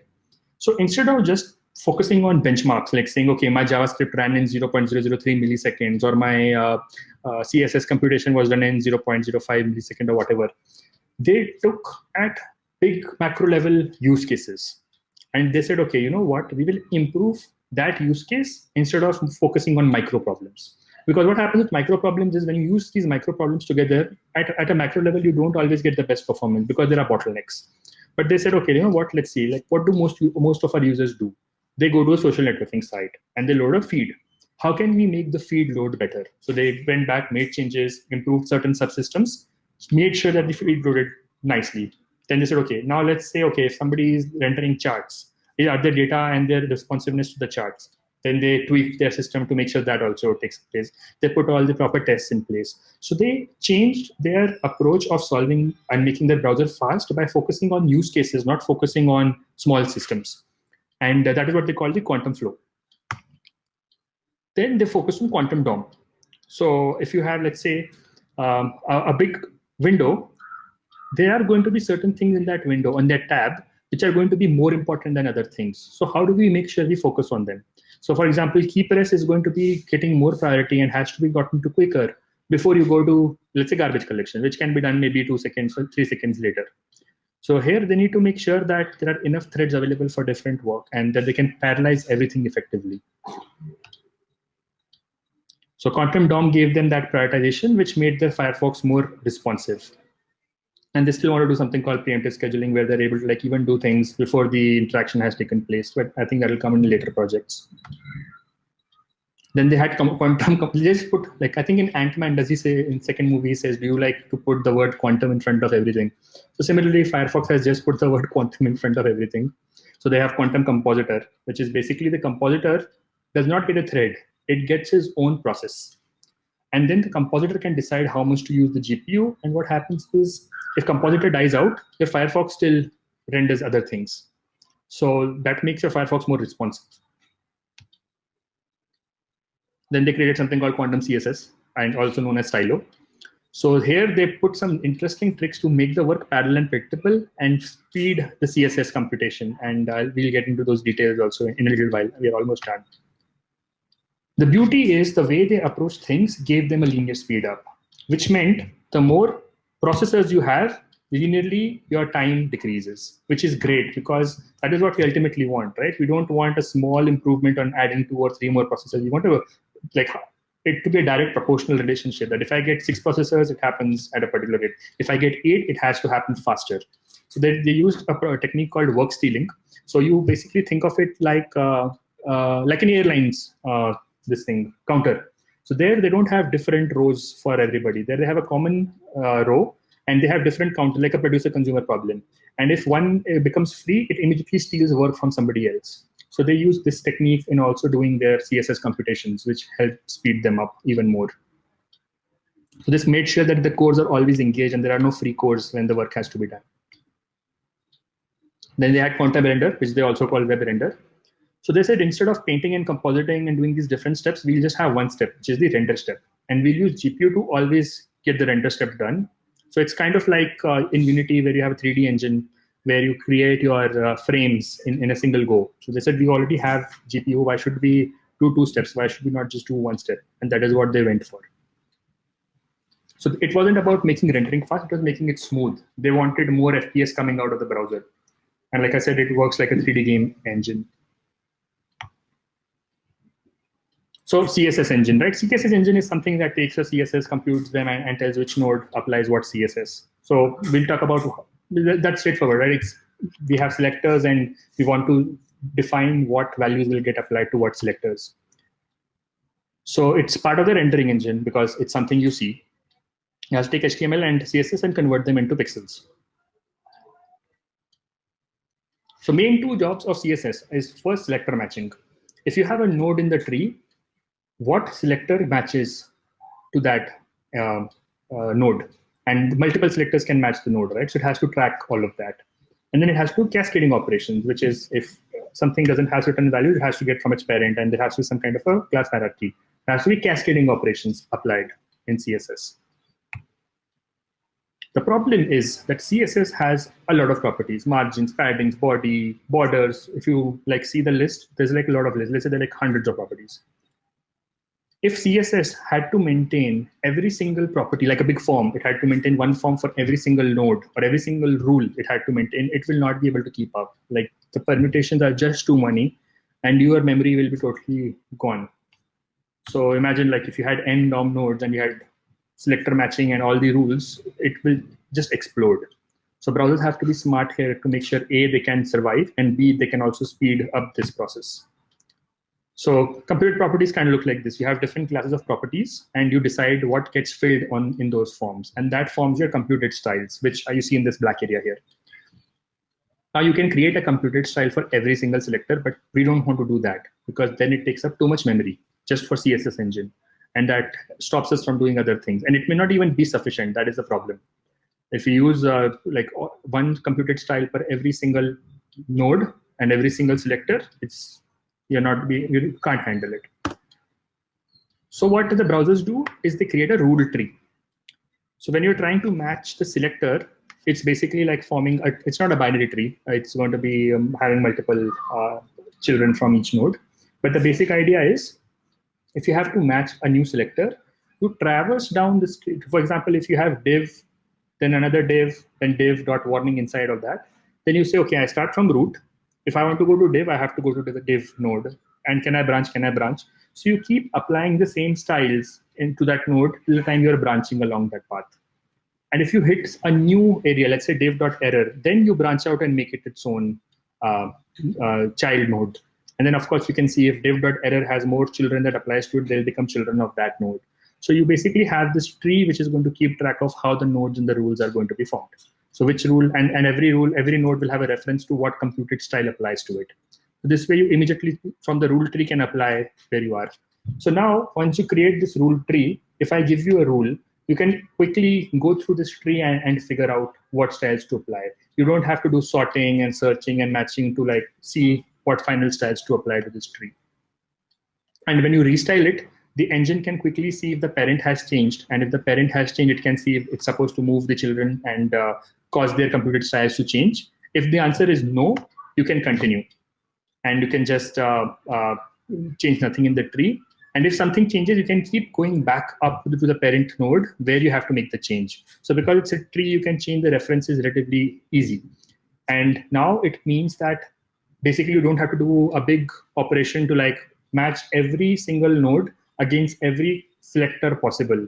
Like it's kind of like using a hash map for finding something versus doing a sort operation in n squared to like try to find if it's in the array or something like that.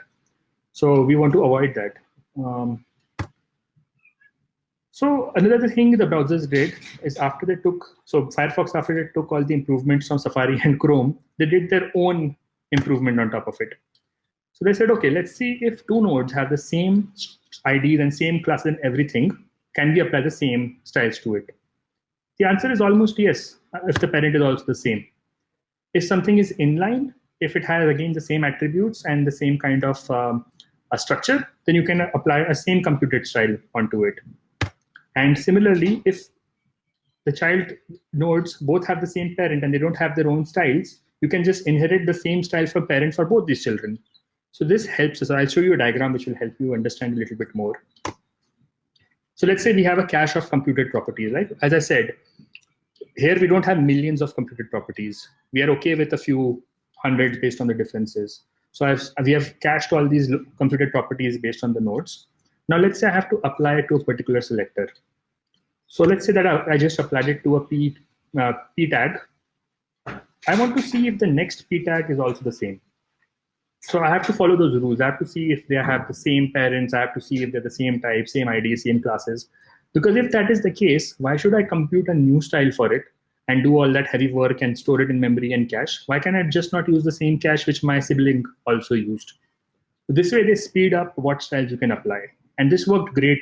And this still works great. This is how Firefox does it. And now you immediately know, okay, my sibling pointed to this computed style, so I will also go to this computed style.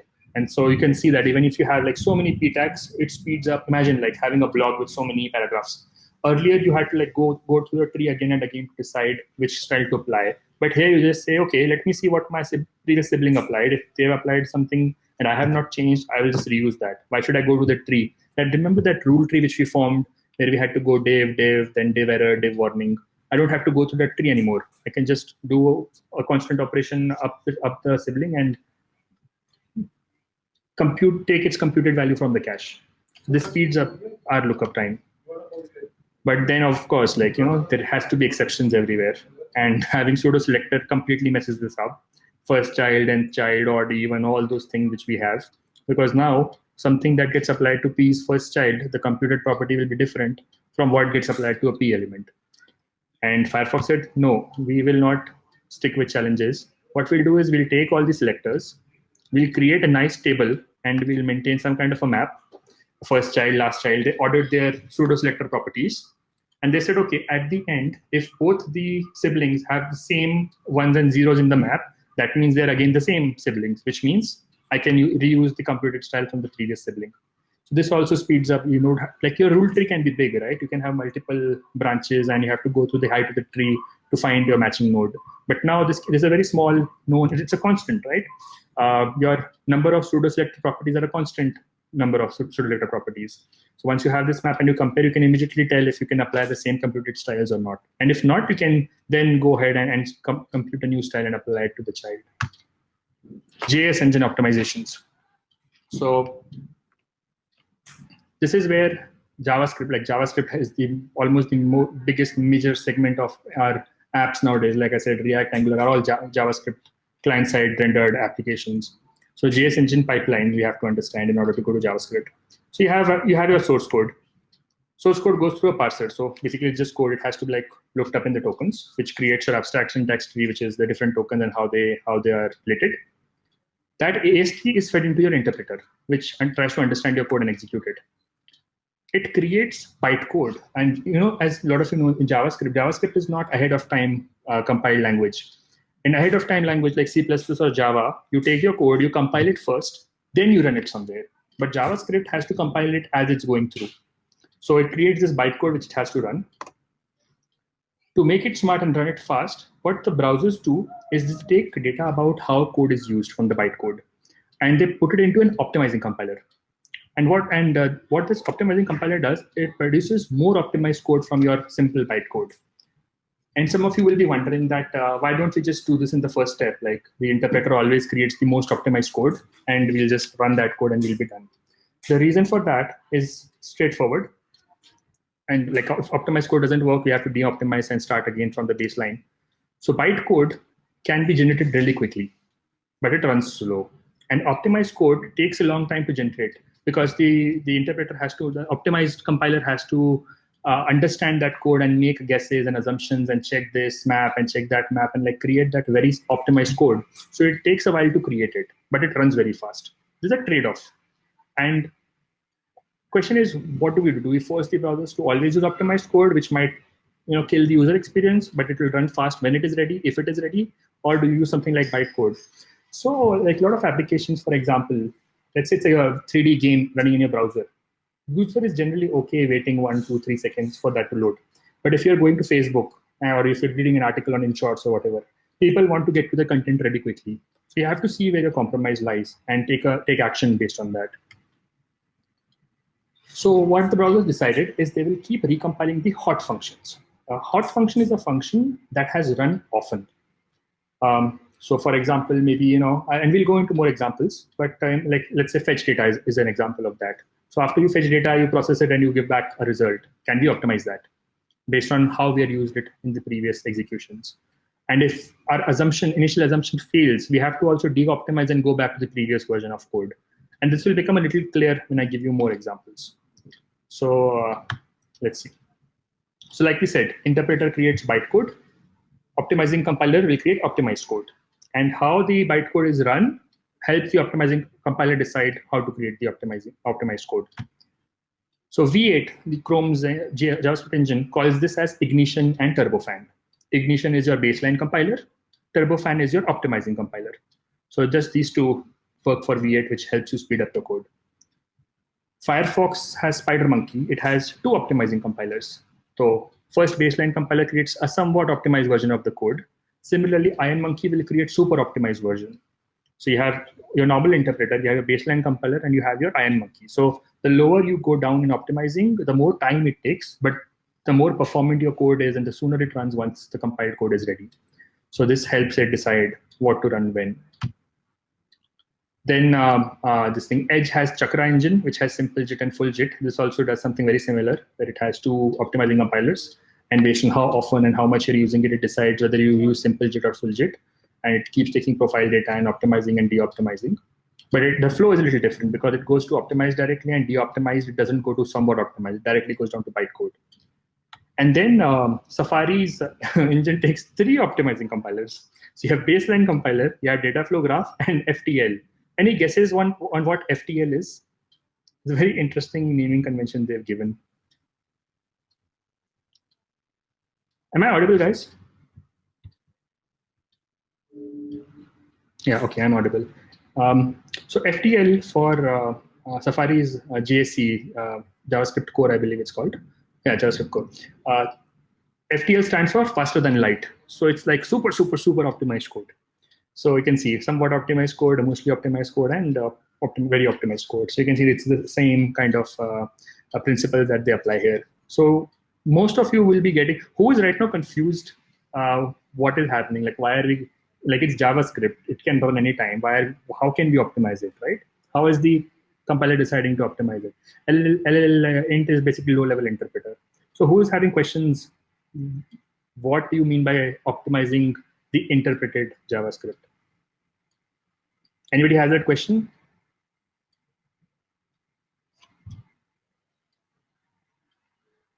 Okay, let's see some yeses. Cool. So let's get into that, because that's a very interesting thing which will help you write your code in future. So like we said, JavaScript is a dynamic language, right? If you had C++ or Java, you had to write every function, tell its return type. Then you had to go into every function's signature and tell it what you will be passing, what order. In JavaScript, there is no such thing. You pass a full object anywhere you want. You pass as many objects as you want. You skip. You can put as many parameters. It's a very, very dynamic language, which is helpful during prototyping.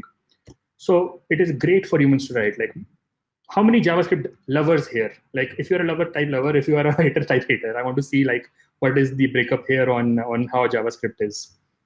So me, okay, one lover, two. Okay, most of you seem to like love JavaScript here. That is good. No haters? Any haters in JavaScript?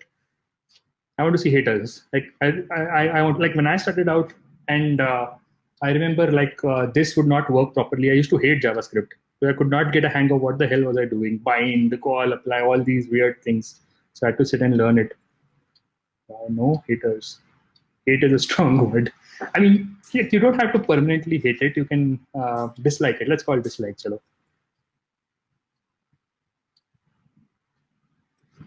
So it's great for humans to write, but compilers hate it.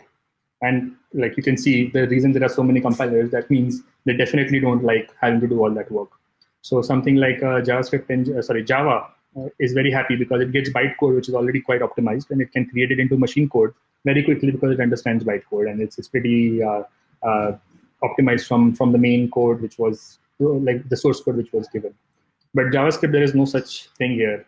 You have to you get the code and you have to immediately execute it. So let's see a simple function, right? Many of us have written functions like this. You pass a user object, you have to return user.age, or you pass an array and you have to reduce it and get the average, and or you have to go get the number of elements, or something like that. Like there'll be some processing which you have to do on the object itself. So very standard, very simple function call. The problem is the compiler doesn't know what this user object is, because this user object is so dynamic. At runtime, it changes. It may have 3 parameters, 4, 5, 10, as many as it wants. So it cannot make any guesses about how it's going to go about using the user object. So if you want to like dive deep into how JavaScript is optimizing this, we need to understand how the objects work in the first place and how browsers have optimized that. So the compiler wants to know, okay, do I have an X in that property? Now there's also prototype chain, right? Like the quiz which we did before. So in prototype chain, if you do, let's say object.x, if the current get on properties does not have that, it has to go up the prototype chain. If that doesn't have, it has to go up, it has to go up. So it has to decide at what level should it stop. It also has to know the sequence of properties so that it knows where it can reach in and grab the value of x from. Because for us, we just say object x colon 1 and y colon 2 and we forget about it. But the browser has to store it in some format to make sure it can be accessed really quickly, right? So objects, as we know, are basically dictionaries with string keys. And that is the reason why you cannot have another object as a key to another object. For that, you have to use maps which belong to JavaScript. So keys basically map to values and something we call property attributes. And this is going to be super confusing, and I will show that with an example. But what we have to remember is that the way object is stored is that it has a key which is a stringified key, and that points to a collection of a value as well as some property attributes. So let's say we have a simple user, right? Name is Alex, age is 29. It has 2 things in it. Object has a name and an age. Like I said, it's a dictionary with stringified keys. So name points to this thing which has a value and more property attributes on it. So it says, is it writable, enumerable, configurable, etc. So configurable means, can I delete this key using a delete operator? Enumerable means, can I go using a foreign loop? Can I go over this or not? Writable means, can I change it? So if you use the property descriptor API and you change this, you will not be able to update the user one. So you get to play around with how JavaScript stores it. And similarly, age stores its own values there. So you can see that when I reach for an object, it points me to the value property of that stringified key, and I'm able to get the value from there. So this is great. The problem is, if you have multiple objects, you're storing multiple repeated values for the same object. So take this example, like because JavaScript is dynamic, user2 could have been anything, right? It just so happened that user2 is similar, which is the case with most of our data which we deal with. When we have an array of items we want to show, most of them are similar types. So we'll have to deal with them and process them, but compiler doesn't know that. Like compiler doesn't have the guarantee that you will be having the same objects. So if you look at this object, they're quite similar to work with. So if I take an array, like I said, is again stringified keys, right? So over here, what happens is you get a length property on the array, and you get indexes as 0, 1, etc., which are basically array indices. And the length gets a value which changes automatically based on the JavaScript implementation standards. So it says that if you have an array, length has to be updated automatically. And when you go to 0, basically you are going to a property attribute which has a value. And that value can also be a reference to another object. And that's how you store array of objects. But basically, when you're using an array, this is how you're using it under the hood. It's created a dictionary for you where it has length 0, 1, all the indices you want, which points to whatever values you need. So is this new for some of you? Like, did you ever know that array stored things like this in its internal structure? So length obviously gets enumerable false and configurable false, because we should not be able to change this. And by the way, you can use the descriptor API and change these values, but you should not. Because if you change it, your array will stop working the way it should, and it will stop working the way it should for all the elements because they are common and shared. So if you take 2 objects which almost have a similar structure, you can condense their information down to something you call a shape. You can say, okay, I have a shape. Both these objects have a name and an age. So instead of repeating the property attributes, why not store the property attributes in a common area and just store the data in each of the object? That will help you save a lot of memory. So like you can see age, for example. So you say, okay, shape age will always start an offset 1. So earlier we had value, it was storing value, but right now it is storing an offset. So it says whenever you point to an object, go to the offset 1 of that object and you will get the value of age for that object. So now it has become the property information. And I know there'll be some confusion here. We'll go over it one more time during questions if need be. So now, if you have two different objects, JS objects, instead of storing individual properties, you point to a shape. In the shape, you will point to the offsets. So that means if I want, let's say, user1.age, I can see the shape. I can say, okay, age is offset 1. So you can go to the object, go to offset 1, and you will get the value 29. So this helps you save objects much more efficiently than before. So what we call object shapes are basically what are referred to as hidden classes in a lot of places. Hidden class is a bad name because we also have JavaScript classes which are different. So hidden classes is a little bit confusing. SpiderMonkey calls it shape, V8 calls it maps, which is confusing because JavaScript has its own maps and it also has array.map. So JSC calls it structure, but a lot of this thing videos which you'll see will call it shapes. So we'll just stick with shape for now because it's a little different than how other languages are calling it. Let's take an example.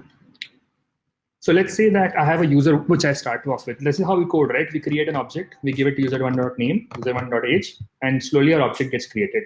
So what happens under the hood is you create an empty shape, you give it name so it becomes a shape with name, you give it age so it becomes shape with name and age. So you can see how the object is progressing. And you can make your JS object point to whichever shape is most apt for that moment. And you can store the values commonly across them. But let's say if this object keeps growing, you're seeing that the name is getting repeated, right? Name was there in shape name also, and they're also in shape name and age. So for second and third shapes, both have name which is common. So they optimized this further, and what they did is they created a linked list, a doubly linked list. So they removed name from this. They just kept track of what new property got added, and they gave a way back to go to your parent. So whenever you add a new property and the shape changes, so if you want to get a shape name and age, let's say if you wanted to get name, you will come to that shape, see that it doesn't have name, so you'll go up the chain or go up the linked list. And once you get to the name, you can get the offset, and then you can get the offset in the actual object. So you can create multiple objects out of this by creating a linked list. So I know this will also take some more time to digest, which is okay. But once you read more, like I'll give you some references, and you can also like go over these slides one more time. So basically, you store what this final shape will apply to, and if you want to get the other properties this shape currently doesn't have, you go up the linked list till you find it. But because the shape, let's say the third shape belongs to name and age, you know that name has to come. So you will go up the chain until you find name. And once you go to name, you can see that it will be an offset 0. So when you go to your JS object, the greenish one, you know that in the 0 offset is the name of that object, and you will quickly get Alex. So this makes it very effective to store objects. And the reason I'm spending so much time on the shape is because this will help us optimize, as you will see very soon. And yeah, like some of them, I'm pretty sure will ask the question that what happens when a linked list grows too big, and now I'm not able to find things very quickly. So let's say if I go to shape XYZ, you now create a shape table. The shape table will tell you which value was added into which node. And you can use that shape table to jump to that shape immediately and find the value. So you no longer have to do n operations to go up the linked list. You can quickly do it in like 2 or 3 operations and just end up at where you're supposed to be. So the shape table helps you even further make your shapes more effective. Now comes a very important concept of inline cache. So user 1, user 2, right? Similar structure, function, get age. So this code which you've written, it's converted into bytecode like we saw by interpreter. So it has the assembly instruction, which is something like get by ID, let's say, from location 0, get argument 1, and get the age property from it. So there's an assembly level instruction which is available in the bytecode. And then once you get it, this function will just return whatever you're holding on location 0. Many of us would have done assembly programming back in college. It's the exact same thing here. So this is the bytecode that it'll generate for us in order to execute that function. Now, if you remember, if I want to get to age, I had to find that list. I had to go through the offset. I had to do a lot of work. So I was spending time if I had to get user.age again and again. So if I want to optimize it, there is a concept of inline cache. So now what you do is you say, okay, if whatever argument you are giving me matches the shape which I have optimized for, I will remember whatever offset I'm supposed to find the value for. It will become clear with the example. So if I want to find age on the user object again and again, if you give me the same shape of the user, I will know which offset I should refer without having to find that shape, go through everything, get the offset, then get the value. So it will remember what shape you applied. So in this case, it's supposed to find users with the shape of name and age, so two properties, and offset it will remember as one. So next time, if you pass another user having the same matching shape, name and age, it will immediately go to its offset one and return you the value instead of having to traverse through, find the offsets, find the data, and give it to you. So this helps you optimize your code. So what are the takeaways? Whatever objects you create, try to create them in the same way. Because if you create the objects in the same way, they will all have the same shared shapes, which then means when it gets cached by your inline caches, they will be able to find the properties they're looking for very quickly. If you change property values in array, your array breaks and that will cause bugs, so don't do that. And write code as if it was statically typed. So what do I mean by that? So let's say we have these two functions, two users, and we have an array. Will this code be optimized? And if not, why not? So I'll pause for about 10 seconds and then I'll move to the chat. Otherwise, you will not be able to see this.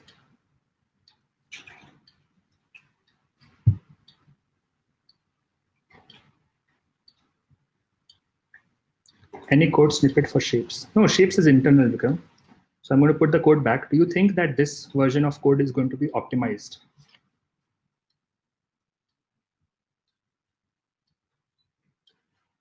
So remember, I said that when you pass an object to a function, it is going to cache the shape and the offset. Are user one and user two of the same shape?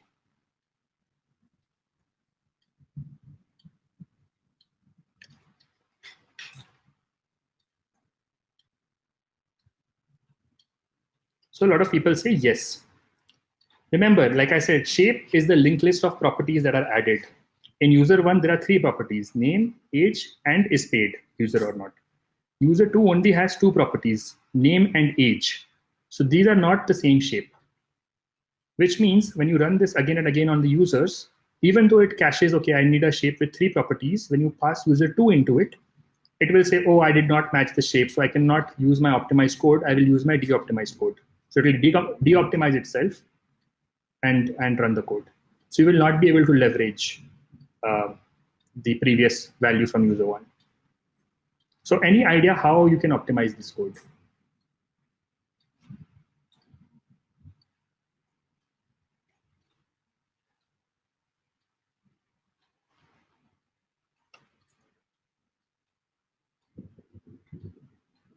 So the for each loop is not doing nothing. It's just getting the value of age from it for every user and then doing something with it. Maybe it's going to throw it in a data chart to show average or to do some more operation and say if age is this, then we will send them a targeted email, or if not, he'll not send or something like that. But that's not relevant.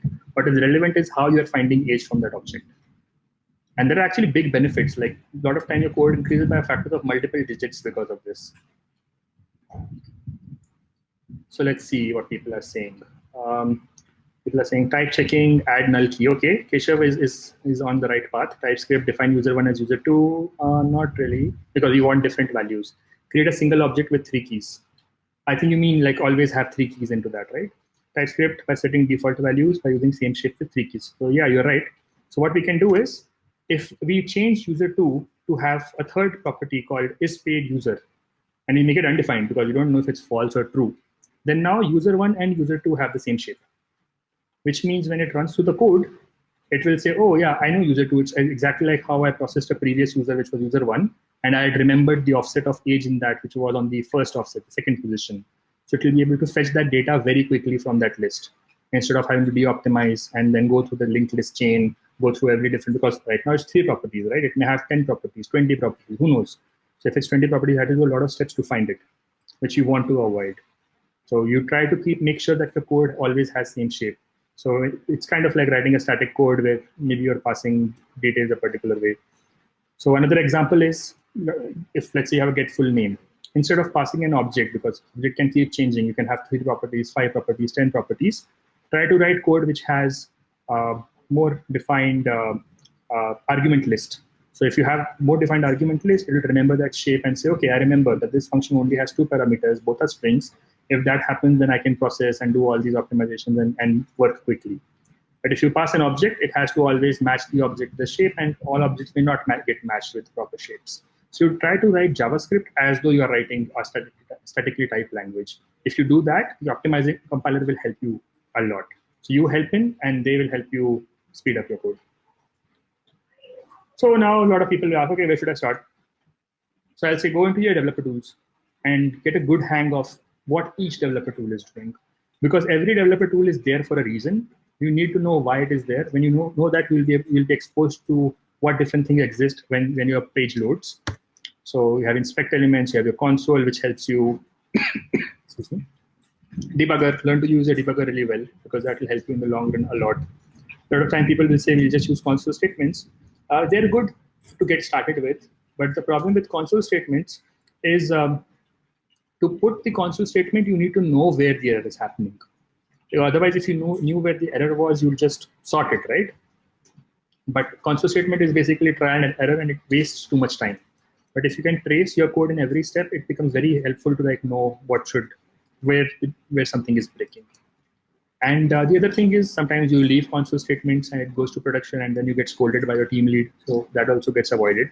And that's why Chrome DevTools also gives you a way to put logger points. So you can put log points on what you want and watch the expressions. So there are like a lot of features which are there than just putting a breakpoint and going through it. Network tab, it tells you how to load different network requests, images, JavaScript documents, what order they are loading, who has initiated what call. It helps you with going through the network request totally. Application tab for managing what you're storing in local storage, session storage, service workers, what cookies you have stored, what application data you have, everything which is there. And then, of course, performance tab. This is a very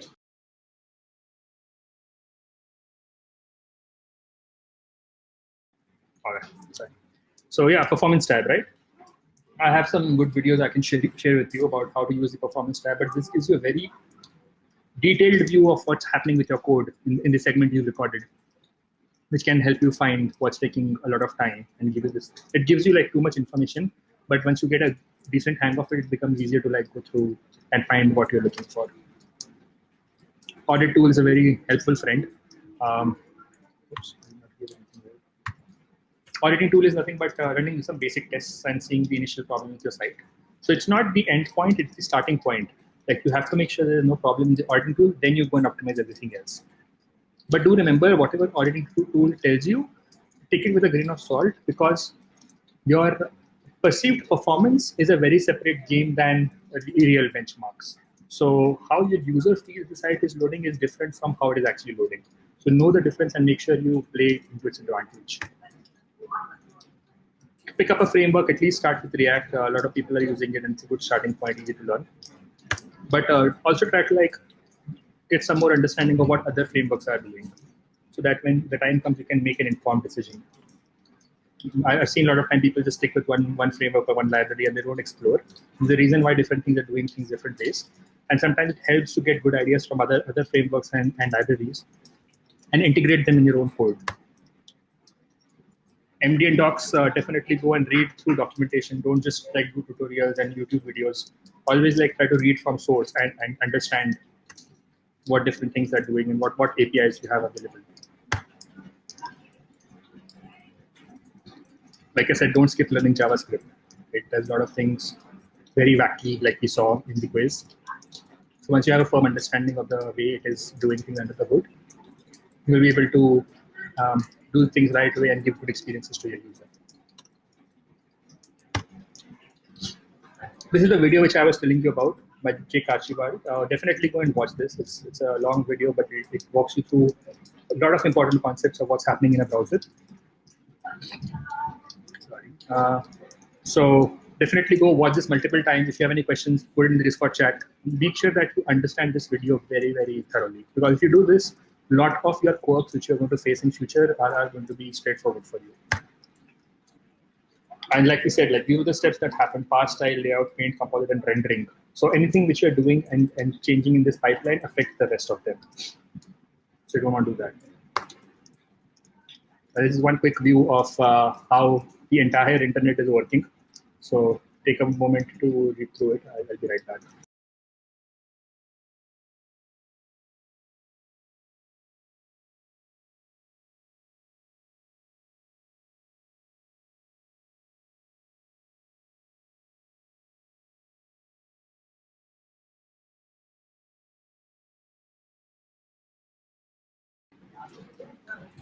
Cool.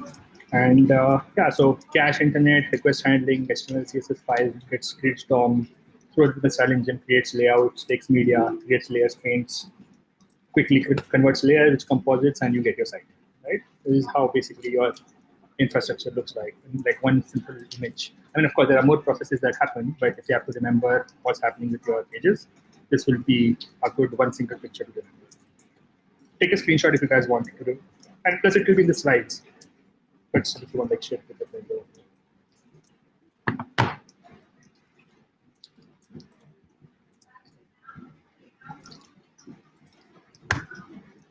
And my references will be there. You can go and look into it. I think I've covered most of them, if not all of them. And they will lead to more places. So we'll do questions. And yeah, thank you guys for coming. And if you want, like, find me in most places, I am as Ankush Dharkar. So LinkedIn, Twitter, Discord, whatever. Please definitely reach out. We'll be happy to answer questions. I'll be sharing the links. Don't worry. Yeah, we'll share the links. I'll definitely share the link in Discord. Okay. Guys, I've shared a feedback form. If you can just take it, so it will help us to come up with like better webinars, I would say. I'm sharing it once again. You can just take it and help us. Cool. So let's go through the questions. So I can see some question in chat. So Harshit says, when I use debugger in source tab, it goes through internal React library code.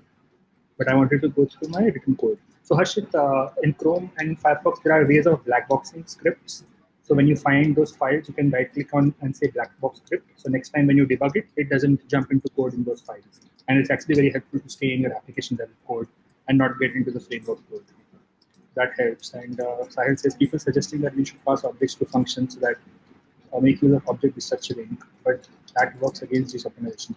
Yes, it might, but if you pass the same shape of the object, it will not, right? Like I spoke about before. If you have, if you're passing the same shape of the object again and again, then the browser will just optimize inline cache to remember the offsets, and it will work really well.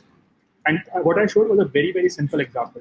It does a lot of things. Like, for example, if it starts seeing the offset and it then sees there's a number in that, it starts optimizing for numerical computations. Or if with another object, it caches the value of that inline cache. So there are like more things that happens for optimizing. But I think we would have gotten a general sense of why it is important to write code in like a predictable manner. Okay, let's go to the questions.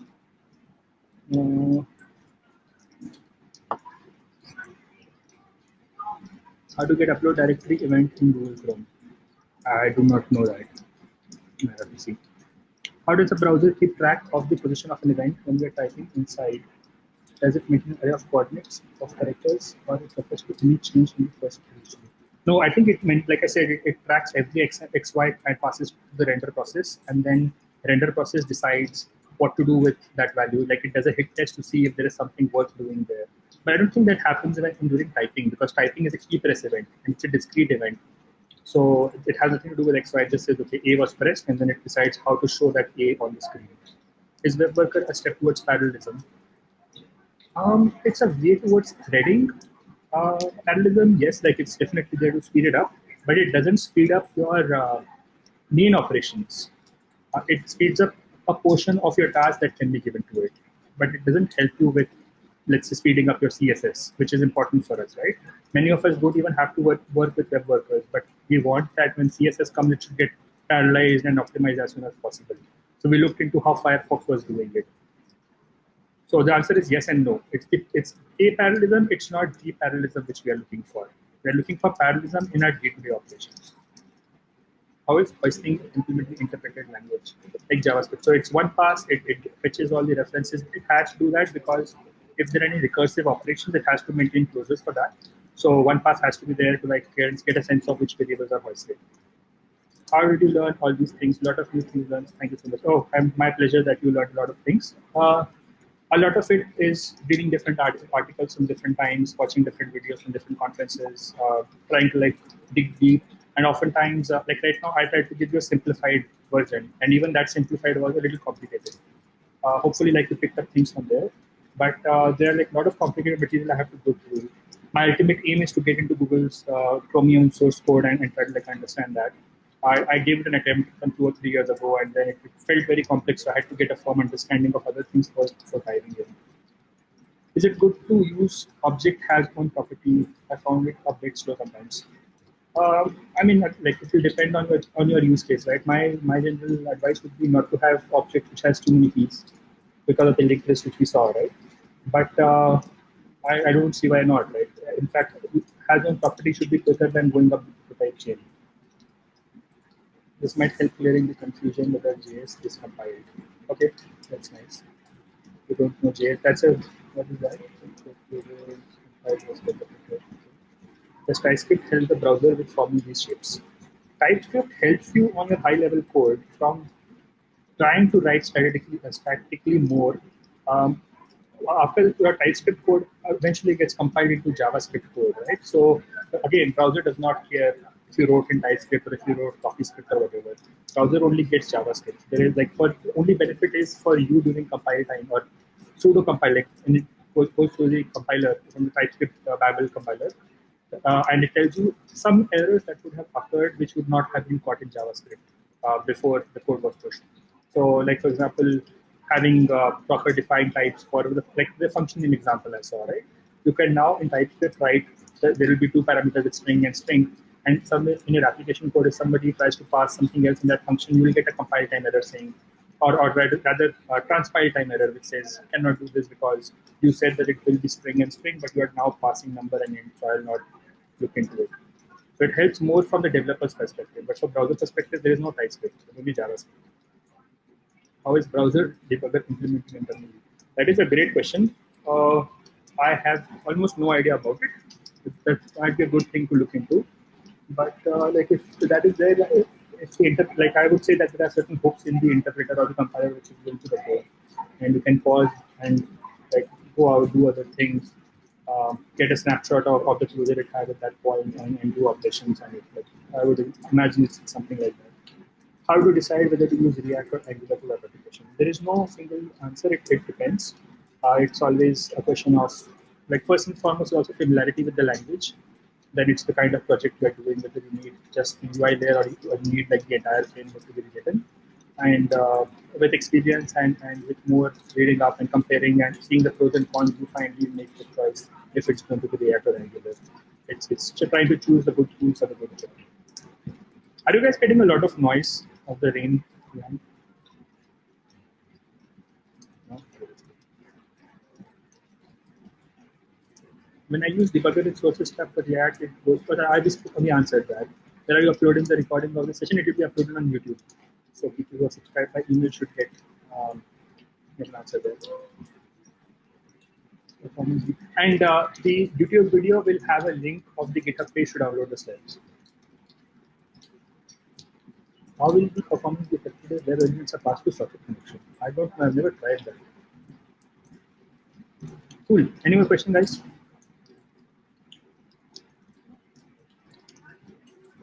When you use capturing phase, so there will be hit test, and hit test you have the capturing and the bubbling phase, right? So hit test is basically the browser interacting with the elements, and then when it goes into the node list, then that is where your capturing phase and your bubbling phase will take place. But that is more in the renderer layer. How does the design pattern of dependency injection go along with the shape formation while optimizing uh, JS code in browser? How do you design dependency injection? Are you talking about the dependency injection in the frameworks?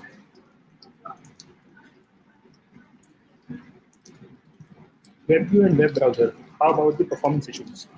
There will be performance issues because WebView runs on a constrained device, so you cannot use everything, right? Can you send the link of JS? Yeah, like I've shared in the Discord group already, and if not, then somebody probably can share it here.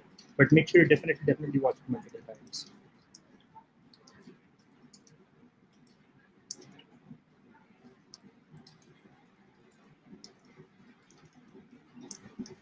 Any other question, guys? We'll hang around in the social lounge for a while. I think we're pretty much done in time for today. Yeah. Okay, awesome then. So, guys, I have already shared the links with you. Probably I will be uploading the video by Monday. Give me a day of time and then it will be live. And thank you so much for attending the webinar. Thank you so much for taking time out of your busy schedule because it was a long webinar. Like, at least for me, it was a long webinar. So, thank you so much, guys. Please help me out with the feedback so that I can take your comments into consideration and come up with a better webinar, I would say. Right. And I have uploaded the links also, like Ankush links and my links also to follow me on social media, plus Recro's official pages also, so that you can follow us there for more update. So I usually update all these things on Instagram. So it would be better like if you can follow us on Instagram. Okay. And thank you so much, Ankush. Like it was a great webinar. I would say it's really awesome. And even the question answer session, I think one more person have asked one question. So like, well, going, we can cover this up. And thank you so much for coming here and Sure, talking about architecture, browser architecture. sure, my pleasure. Thanks, guys. Thanks for coming. I'll see you guys in the social lounge. Yeah. Bye bye. Bye bye.